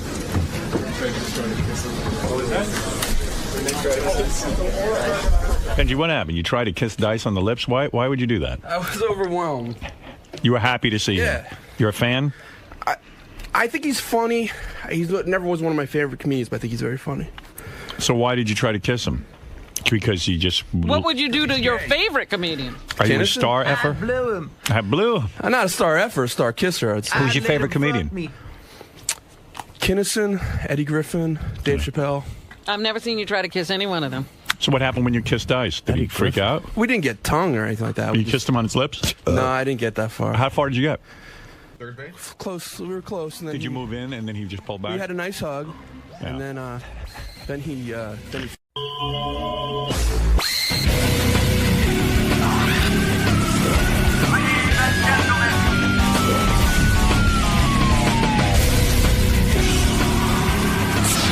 All right, so we got Adrian Grenier and Kevin Conley from Entourage coming in. Adrian who? I love those guys. Adrian Grenier. Isn't it Grenier? I'm just saying is all. Leave me alone. You like this guy. You think he's hot. How you doing? Good. How's it going? Hey, what's up, guys? What's going on? Morning. Morning. Just got off the red eye. Oh, man. Sleepy.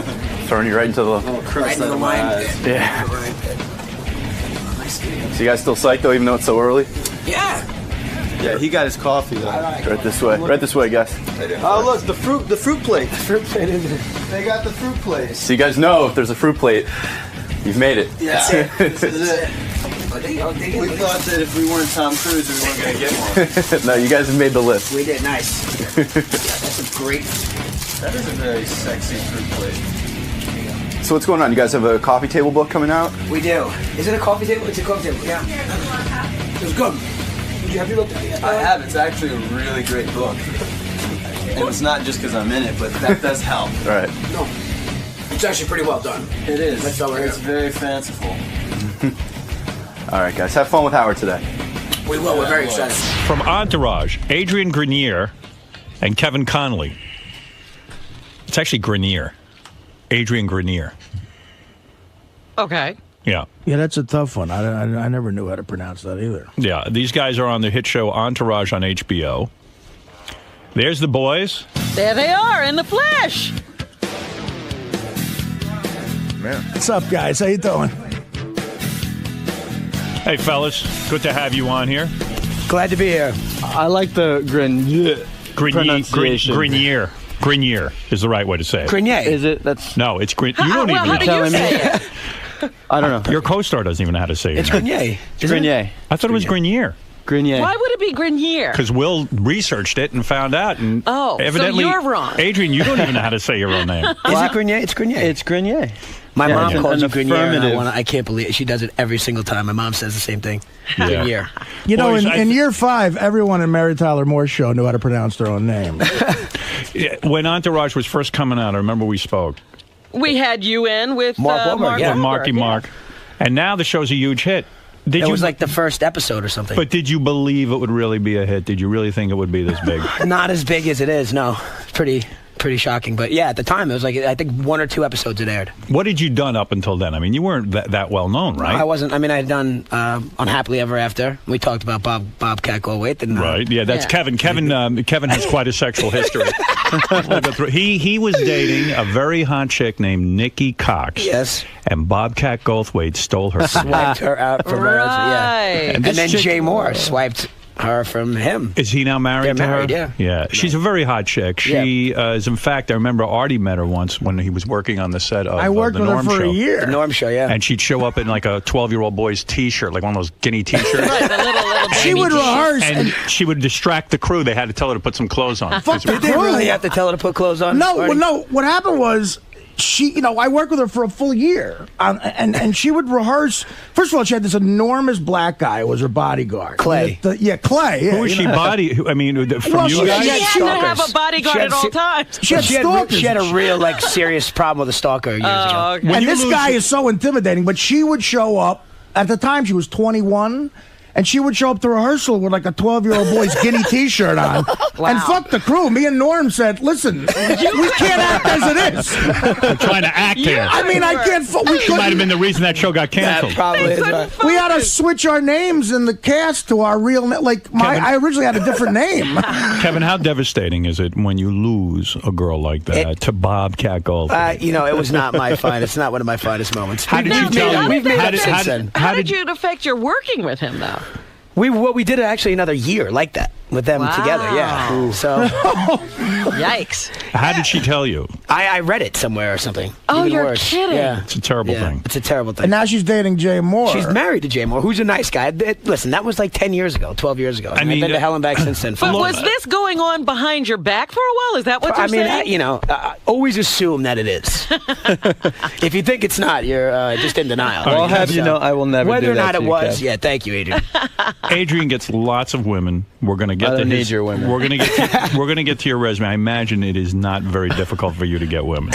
You're a good-looking dude. Sometimes I see Adrian at the gym. Uh-huh. For a while, we were into this weird thing. We didn't even say hello to each other. That was weird, right? It was weird. Then I finally walked up to her. I said, Why "Why did are you?" that go on? I go, "I don't know. I mean, I forgot that Adrian was on the show, and I would have immediately gone up and said, normally I don't bother anybody, Right. but I passed him in the hall, and finally I said to him, hello."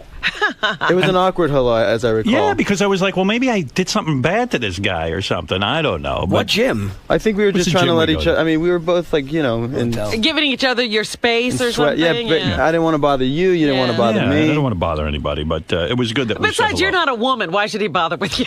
Honestly, it's true.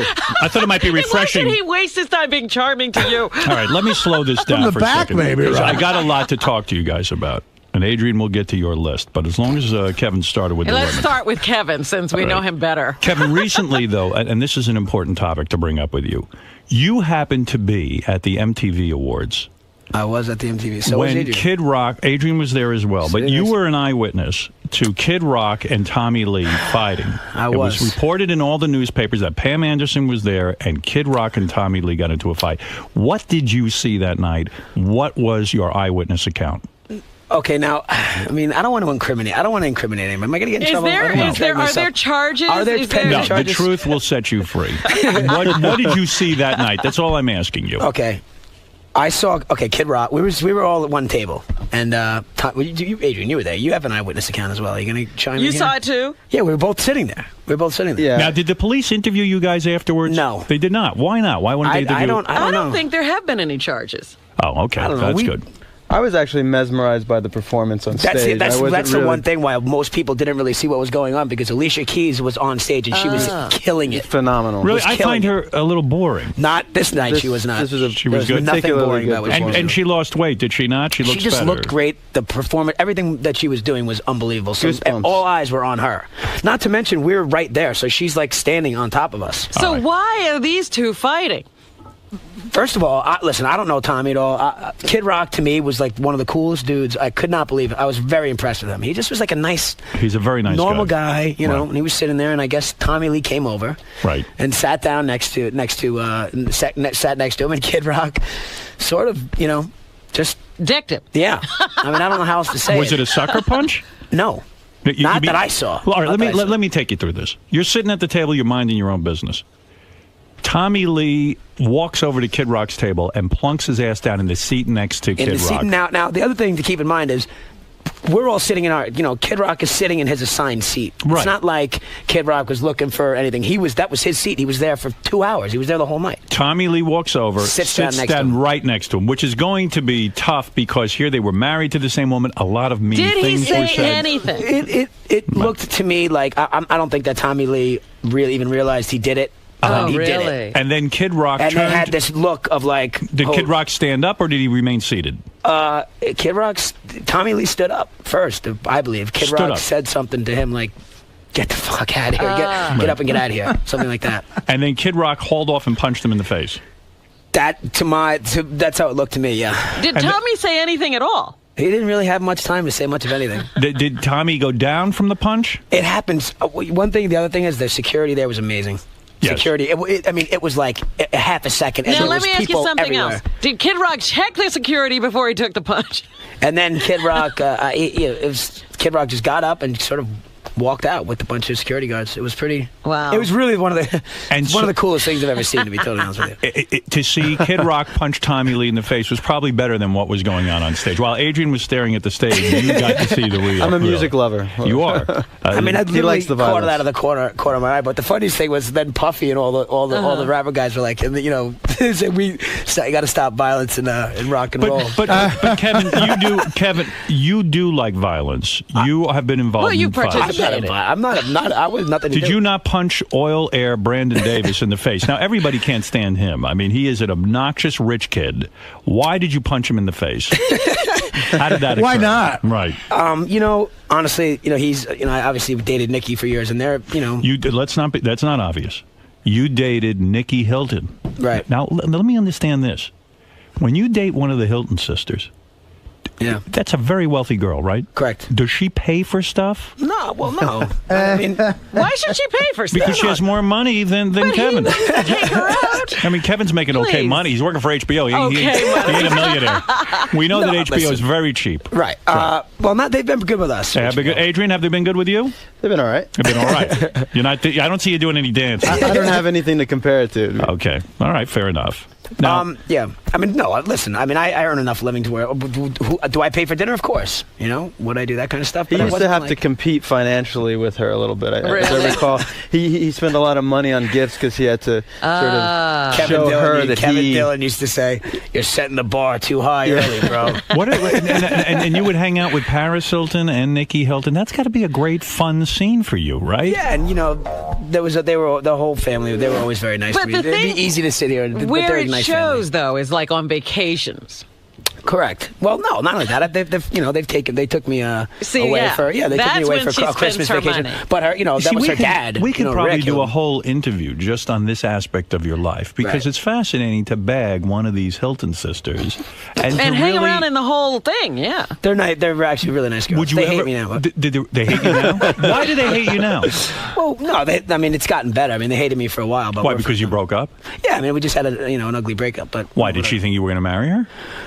She thought a lot of things, but we're friendly now. Why did you break up? It seems like a good situation. Attractive girl. I mean, money, the whole thing. We were together for a long time, and some things just run their course. Yeah. How now?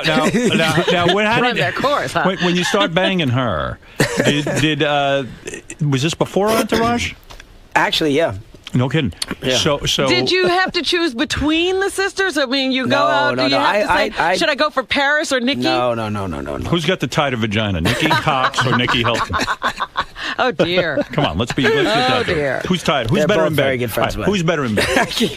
Nikki Cox or Nikki Hilton? You go to a girl. You go into an island. They say to you, the only thing you can bring. You get one Nikki. Which that one would do be you a tough one. You go with Cox or Hilton? That would be a tough one. It would. That would be a tough one. Well, what's your choice? I'm giving you Schindler's List now. Honestly, the other thing, Nikki Cox, it was so long. I mean, it was literally. Like so you would take Nikki ago. Hilton over Nikki Cox? No, not necessarily. Not necessarily. I would take Nikki Hilton. There's a chance Nikki Cox might blurt out Jay Moore's act. You mean if she blurts out Jay Moore's act, you would throw up? Yeah. All right. That's very, very mean. So.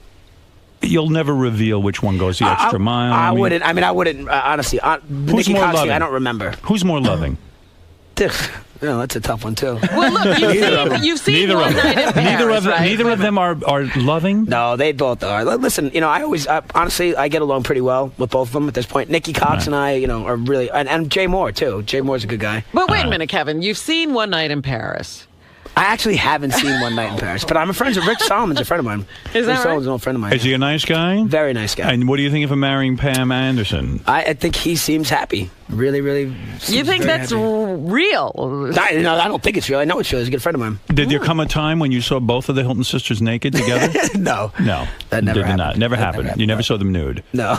Did there come a time when you found yourself attracted to Paris? It was a very attractive girl. Right. Well, but I actually met Nikki through Paris, so Paris and I have been friends for a long time. But did you try to get Paris and didn't work out? No, she was always dated Rick. Adrian, I think, banged her a couple of times, right? Adrian, I want to see if let's hear this. Good for you. I mean, I would do that in a minute. How was that for you? Well, I haven't, but you haven't. I imagine it'd be great. You made out with her a little bit? Never. Nothing sexual. It was rumored that you were doing her, right? We have a very professional relationship, in fact. Why would you have a colleagues. professional relationship with her? Well, because I'm making a documentary about the media, and she has a very intimate prominent role. Yeah, she does. All so it's a natural. Good looking as you subject. are, she didn't come on to you at all? Come on, let's be serious. I mean, we flirt, of course. Of course, yes, absolutely. I'm going to get to your documentaries in a second. Let's get through Kevin's fights in sexual history first.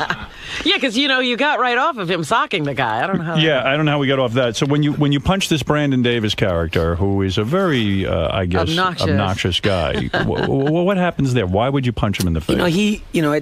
I like that. The thing, it's always the people around those girls that I had the biggest problem with. He's all right now. He just at the time was just going through, I guess, some problems. I mean, obviously. His substance abuse problems. Whatever the case is, I just think that at that time he was going through a bad period, and I just was like, was he rude grouchy. to your girrgirlfriend?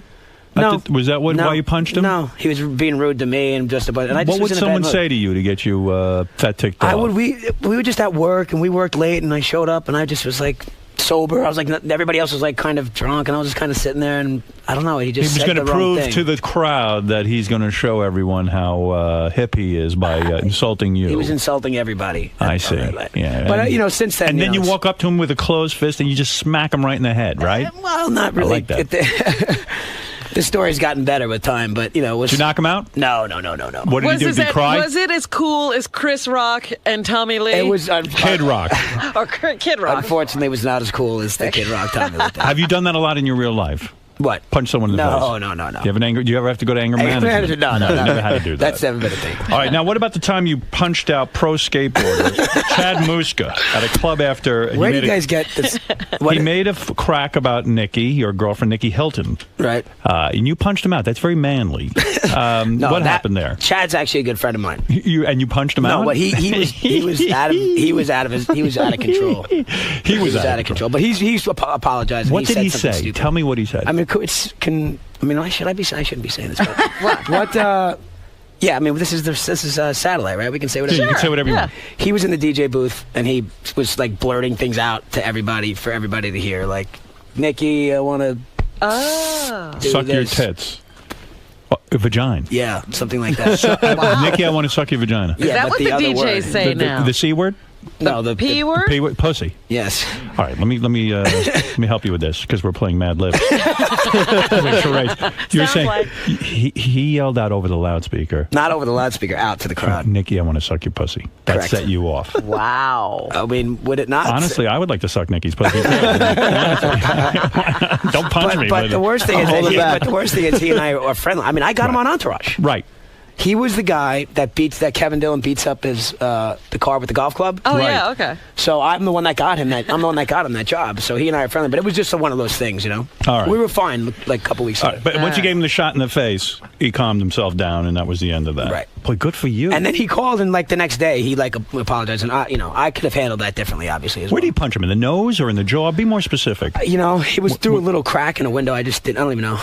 You just landed one. Yeah. Oh, you're very manly. I mean, I respect your fist goes right through the window and connects with whatever's on the other side. No, it was a cutout. It was a cutout. Adrian, are people jealous of you? I mean, here you are on Entourage, and you're really a very handsome guy. You know that. You're a leading man type with the good looks. Do you find that other men are resentful of you? I wouldn't want to hang out with you. I know He wouldn't even talk to you at the gym. Exactly. I would be very hideous standing next to you. I like to hang out with uglier guys than me, and that's not easy to find. How do you think we got the job back? Do you find that problem? Honestly, the guys that I hang out with aren't. They're, not really superficial like that, and they do all right with the ladies. He's got the same friends for a while, too. Right. So you have these friends, and you're this good-looking guy growing up. Did you start very young with your sexual resume? I would imagine that the girls were all over you early on. They were, but I was a late bloomer. But you had a power over women, did you not? Did you recognize it? I'm being serious. Were you an ugly duckling, or were you always this kid was never cute? ugly. Give me a break. How old were you when you got started in show business? I was about 18. 18. Mm-hmm. And were you the best-looking kid at the high school? I'll bet you female teachers came on to you. No, I wish. Never happened to you? Never. What about male teachers? I could see that too, right? Yeah, guys hit on you, right? Occasionally I'll have to, let them know that I'm not that way. Right. So you get into show business at 18. And what's the first job you land? Well, I didn't get my first job until I got serious with acting around 21, and that was drive me crazy. It was like I got two roles, actually, an independent called The Adventures of Sebastian Cole, and Drive Me Crazy. And you get into show business, you get on this show Entourage, and things really break for you. Not only a good-looking dude, but you're on a hit show, right? This is very, very big in Hollywood. I mean, I can't imagine there's a party that you don't go to where you don't get laid. Well, that's the show. Yeah. That's the show, but I'm talking about real life. In a way, is it getting boring already? Like there's no chasing? I mean, have you ever been turned down by a woman? Well, especially in the last couple of years? I mean, the thing about it is people expect me to be Vince. Right. They want me to be. I mean, they fantasize about my life. So I almost have to put it on for them a little bit in order to satisfy. For example, you're dating a Sports Illustrated swimsuit model right now. This is very exciting to me. I mean, it really is exciting. Her name is Melissa Keller. For 2 years you've been banging her? Do I have that right or am I lying? We've been hanging out for a couple of years, yeah. And when they say on and off, that means you can... Oh, you take time off? Yeah, they take time off. Oh, my goodness. And she's so wrapped up in you. So now, anytime you meet somebody else, you take time off. On and off. You know what's so great about I'm not married. No, you're not married, but what is the move? How do you convince a girl to be on and off? Is it that... I mean, this girl could get any guy she wants. This is pretty much. Pretty much. Yeah. And you can even treat her shitty and go, well, let's be honest. You can go out and bang a few broads and then say, okay, I'm ready to come back to you. This is a wonderful, wonderful story. And I would like to hear more about it. You're ready to be on again. Yeah. How do you meet a broad like this? When you get lonely, you know. Right. How'd you meet a girl? You've seen her, obviously. She worked on Entourage. I was there when they met. Oh, is that the I move? was standing right there when they met. In fact, I took a step back and let Connolly hit on her first. I bullshit. He couldn't close, so I had to come in. Was it love at first sight on the set? I mean, how does this work? I actually really did find her extremely interesting in the van ride. Yeah. What do you mean? Where you take a van to the set. Yes. From where we were shooting at the Earth Cafe, and we pile into the van, and you could just see him. He was kind of these two. He was zoning. He was smitten. They're the two best-looking people in the van, and there's no reason we shouldn't make love. Right. You just leave them alone when that I happens. mean, and he was putting on the full court press. It was very obvious. I've been in that position before in show business where you got to make the ugly people small talk. You know, while the two good-looking people they do whatever Isn't they it great do. being the background to their romance? And you got to be like, "Did you see the game last night? You want to go?" I remember in college, my roommate Lou was a good-looking guy, medical student, the whole deal, and I would always be in the background while he met having the new girl. small talk. Yeah, it was really great. You know, Was she the broad who was the waitress at the Earth Cafe? Am I thinking of this correctly? Then when she played the waitress, Season 3, episode 1. She was a waitress. The first, no, she wasn't. She Kevin, comes did you walking beat off across to the this street. girl? I bet you did. I bet you went home and beat off No, to her. I did. I was campaigning for him to get with her. How long does it take you? Like she's obviously trained on you and fixated because you're the star of the show, and she. Oh, it's because he's the star of the show, not because he has any particular charm or. What girl do you know cares about charm? So, how long does it take before the two of you become lovers? She actually was quite flaky. I called her several times, and she smart. And she, good move. Now, how do you So let's say you're going out a few months, and then you decide, look, I need to break up with you right now. Do you tell her do you actually have a phone call or an in-person meeting where you say it's time to break up, or is it just unsaid? Well, it's not so much of a breakup. I mean, it's just about not really knowing whether or not you want to make that commitment, that full. So when she reads in the paper commitment. But when she reads in the paper you're out with some other girl, does she say, "Okay, that's it, we're off now"? That's it. The papers always lie. Come on. But how do you tell her when it's time to start up again? Like that's got to be a weird move. You know what I mean? Or He's mastered it. There's no protocol. It's if you just open up and be honest and that's right. Talk about how you feel. So are you on or off now? Yeah, where are you at now? Robin needs to know. Where are you right now? Where are you at? That's a very good question. Are you on or off? I think we're on. Oh, you're not sure though. No, I think we're on. Well, I'm in New York, so. Oh, we've got the. Does she live in New York? You're on She's in in LA. California. Oh, do you two argue about it?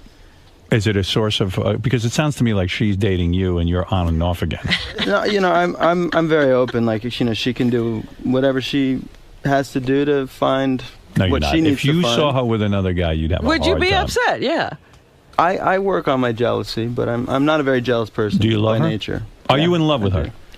I don't really know what that means. You know what it means. I don't. Are you in love God. with her? I'm a very philosophical person. We can talk all day about definitions. Ah, boy, that's cold stuff. Man. Yeah, really. I'm heartless. Well, you've got a great resume. Let me brag What's for you. on his list? Oh, I question some of these women. All right. Kirsten Dunst, you had sex with. Why? No. She's okay, but you're much. Yeah, what you is could do that? much better, is what I'm saying. Did anyone ever say that to you while you were dating her? That you could do much better? Why are you with her? I didn't date her. Oh, you didn't? No. Never had sex with her? No. What about Melissa Joan Hart?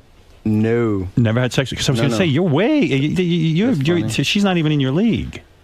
See, like I'm saying, people want me to be Vince, but I'm not. But you're not. You've actually got it under control. Did Yeah, you bang? that's the story. Those are the stories that they sow about me. When you appeared in a Britney Spears video, did you have sex with her? No.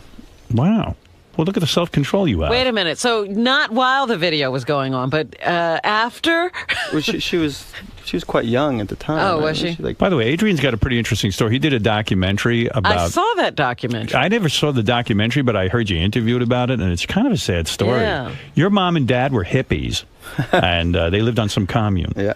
And then when you were like 6 years old, I guess your dad split, and you never saw him again. And you weren't even sure he was your dad because everyone in the commune was screwing each other so much that they weren't even sure. It was a question. And you did a documentary to go find your real dad. Mm-hmm. And this was before you were in Entourage. This had to be very, very painful to you. Do you think this is why you can't commit to the Sports And you Illustrated don't know what swimsuit? love is Yeah, and the whole is that a whole thing? Yeah, I think that definitely has something to do with it. And then when you finally located your father, The music. he rejected you, right? Didn't he? Did he reject me? No, actually. But his wife did. You haven't seen the movie? No, I haven't seen it. You ought to see it. I want to see it. Yeah, that's But I'm kind of the asking you a point. question. Didn't your father's wife say, "Don't come around here anymore"? Well, she was a little threatened by me. Yeah. Why? Well, I don't want to give the movie away, but Give it away. I Go mean, ahead. Give it away. It's the biological offspring of the man you're with, of your husband, person you love. When your father's wife met you, did she just say, "Screw this, I'm going to bed with you," because you were so good looking? That'll show him. Yeah. Now, there's a movie. That's a good movie. So when you met with your father, were you bitter and angry? Did you say, "How the fuck can you have a kid and never, ever want to see him"? Did you say that? Well, the thing about the movie is I didn't really have any feelings about my dad, and everybody around me told me, "Oh, you must be bitter, you must be angry," and they would do the whole sob story thing. And in fact, I had a great life. My mother was extremely strong. She was a sufficient fatherly figure. I think you're kidding yourself. I think you're in denial. I think that there had to be some hole in your heart that there's a man out there who's my father and he's alive and he doesn't want to see me. Weren't you happy to meet him? Why were you searching for him if you didn't care? Well, I was curious. Why were you curious if you didn't care, if you had such a great life? Well, because I was looking for something. You were that I looking could for look up something. to. You were looking for something. Sure. Of course But, you were. ironically, there was a father figure in my life who, because he wasn't my biological father, never felt obligated to stay around. Right. And he was the one who I actually felt most abandoned by. He split too on you. Everyone splits on you. Yeah. Well, no, he because I see a kid like you, I wouldn't split on you. I'd say, this kid's a cash machine. If I get him in the movies. But the You wanna be parents my never know. They're the surrogate last to father? know. Sure. Why not? So when I did see the movie. Yeah. And I enjoyed it. Mhm. And I got to say that it opens at Father's Day at Yankee Stadium, right? Go Yankees. Right, exactly. So just that sentence means so much to me. Father's Day at Yankee Stadium. That evokes all these emotions in me. And I do feel on some level that, if you don't understand that, you were robbed of something. And the other thing I got, and I mean, the beginning of it, you're clearly curious. You're asking all these guys with their fathers in Yankee Stadium. And the other thing I realized, this guy who was your father figure was clearly annoyed that you were trying to find this other guy. Is that the case, or did I misinterpret? He looked like he was pissed off that after this guy wasn't around, all of a sudden he's getting all this attention. Yeah, no, that's true. I mean, that would piss me off. He seemed aggravated. There's a great scene where they're eating dinner together. jealous, it's a very real thing, and he's like, he He's probably wasn't like, here I for put all this. this time into you, and now you're busy looking for this other Well, that's club. why you shouldn't even bother. Right. It was interesting. And ironically, my biological father, had he been around, probably wouldn't have taken me to a Yankees game. Right. What is the name of that movie? I'm going to watch it. Shot in the Dark. Shot in the Dark. I will see it. Because, it's good. It's well done. Yeah. That has to be a very painful thing It's to go wrenching, looking yeah. for your father on film. It's a good idea, though. I got to say, that's a real cool idea. Tell most of us, though, what it's like, because most people don't care about anything else but vagina. Tell us what it was like when you had a threesome with two models. What was that like for you? You, yeah. And I had a threesome with two It says, models. according to the New York Post, Adrian had a threesome Well, how would they know? with two models from the website doubleagent.com at the Sundance Film Festival in 2006. Oh, you did it at a film festival. Now do you remember? That's the tabloid media for you. You know, there's two players in the room. Documentary about that. You are saying yeah, exactly. Page 6 is lying? fucking glasses. We have tape of it. There you are. You know, there's two players in the room. When you ask that question, they don't know who you're referring Which to. one of us is he talking about? I'm saying they're speculating. So you I did- mean, basically, I think they mentioned some sort of sex toy business. Yes, Right. they did. Right. So Yeah. you think it was just a publicity thing? It's a publicity thing. I mean, I actually did go into, at Sundance, they give you a lot of free things. right. And I went in, and there were these two girls, and we were all talking about the toys and having fun and joking around, and then we left with bags of stuff, and they put, But you have had, but they also plugged their store. Right, but you've had three-ways, true? They made the assumption that. But you've had three-ways. I've done my fair share of experimenting in my Kevin, you too? Yeah. You've had three-ways too. Everyone is out there having three-ways. You, Bobcat, and Nicky. Have you ever done it with two guys and a girl? No. Adrian, have you ever done it with two guys and a girl? I think at one point I tried at one, but my friend was a little too excited and it made me nervous. It is weird to be in a room. I've never had a threesome with two guys, and a lot of guys on this show have. It's got to be weird to see your friend there nude, and he could even accidentally shoot a load on you. How about a stranger? It was awkward. Right. So you did it, but it was hard for you. No, I did not ultimately go through with it. Really? You backed out? I don't believe that's true. I'm going to bring in a lie detector on that one. I think you did go through it. I'll take it. Let's go to who the heck is on the phone? All right, let's say hi to Kevin from Manhattan. We are here with the boys from Entourage. Are we just celebrating Entourage or something new? The Entourage coffee table book. Where's the plug for that? Entourage coffee table book. There's a coffee table book. Oh, I see here. The book Entourage, A Lifestyle is a Terrible Thing to Waste, is in stores now. Do you guys get a cut of this action? No. Why are you pushing HBO again? Well, because, we're team players. Oh. And they asked us to come out here and... Adrian's getting a call. Oh, who's calling? It's my alarm. Adrian and Kevin I'm supposed to be waking up right now, not 3 hours prior. Adrian and Kevin will be signing copies of the book this morning at 10:30 at the HBO shop on 6th Avenue, Manhattan, and this afternoon at 1 o'clock at Borders at Columbus Circle. And girls, I would really recommend you get down there and try to have sex with these guys. Is everybody hooked up right now, Kevin? Are you dating someone again? Or I'm sort of, Yeah. Look at you. I'm on and off. How about the broad on the show? I never know how to work on and off. I really do wish you guys would come clean and explain on and off to me, because it's just a hard life. I feel guilty. I mean, I'm like, you know what? If I'm on with somebody, I'm on with them. That's it. And then I'm off permanently. I don't know how you keep coming in and out and get the girl hooked into that whole rhythm. Sometimes it's not always the guy. Sometimes it's the girl that's doing the on and off thing. Really? Well, no one's doing that with me. Girls are the new guys. That's right. Girls are the new guys. I have enough time arranging the on part. I'm not that anxious to get on the off part. All right, let's go to Kevin in Manhattan. Kevin, hey, Howard, how are you? Just two quick things. I met Kevin at the club called The Pool in Atlantic City. Mm-hmm. And nice. Kev, I saw you with some smoking hot broads. Did anything come of that? We were very jealous, me and my friends. Remember that night? Yes, I do remember that night, bro. You guys were great. You By the remember? way, We're wondering if Kevin on the phone, did he punch you when he said it? No, but I have a theory about that too, Howard. That was my second point. Much like the caller said last week with Howie, with Audie, with the New Jersey attitude.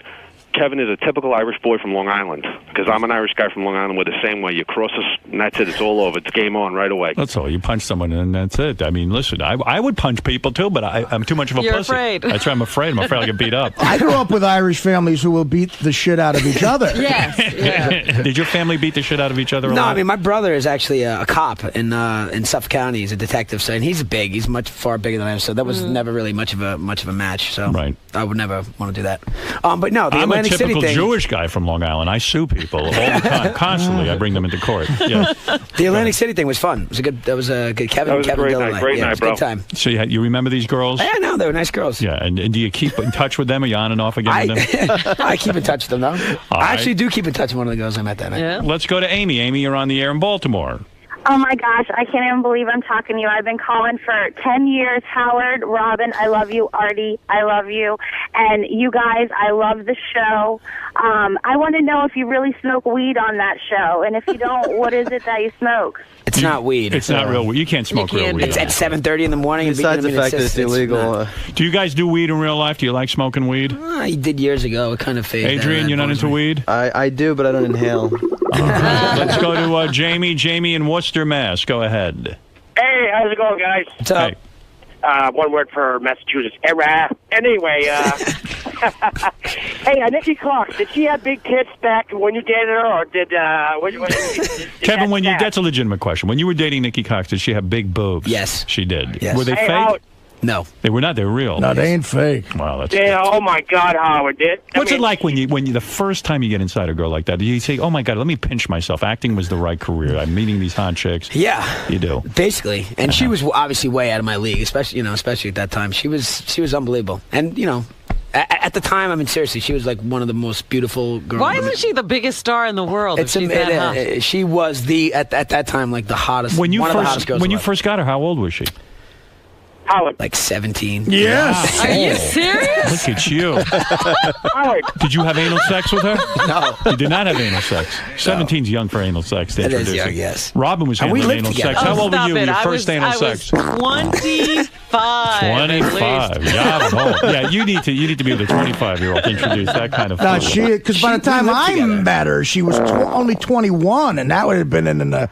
And was she dating Bobcat? Yeah, she dated Bobcat. Used to come by our set all the time. But I had an awful. I had an awful relationship with her because, like, this big black guy who she was around all the time. He overheard me say the N-word. Oh, but Why would that upset him? But I was saying it as a joke. That's No. Honestly, he was a black guy with green eyes. It's always a joke. He was a black guy with green eyes. All right, let's. And you know the expression, he gets more pussy than a green-eyed N-word? Hello? Yes.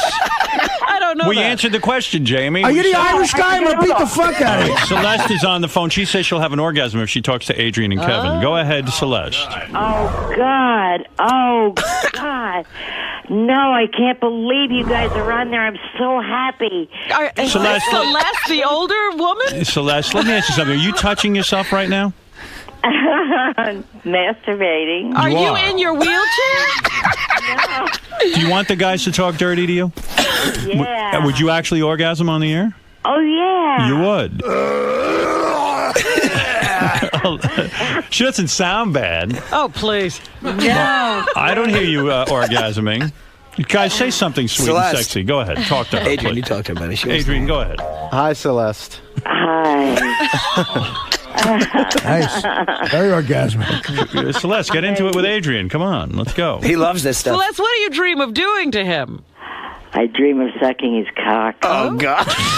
Right to the point. Right to the point, Adrian, huh? describe your penis to Celeste so that we can hear her have an orgasm. Is it long and thin or more beer can-ish? It's Adrian's getting hard. I can attest to that. It's like John Leslie's perfect cock. I put my mouth on the tip. And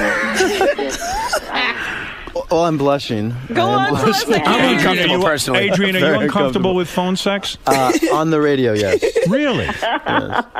Oh, you guys, I didn't know you were I haven't such gone prudes. that far out there Well, yet. pretend you're in a scene. If I told you were on Entourage right now and there was a woman on the phone who you had to have phone sex Yeah, with, you're could you do madly it? in love with a girl who's traveling. I mean, certainly Celeste. you can't do that for my audience and let these people have an orgasm.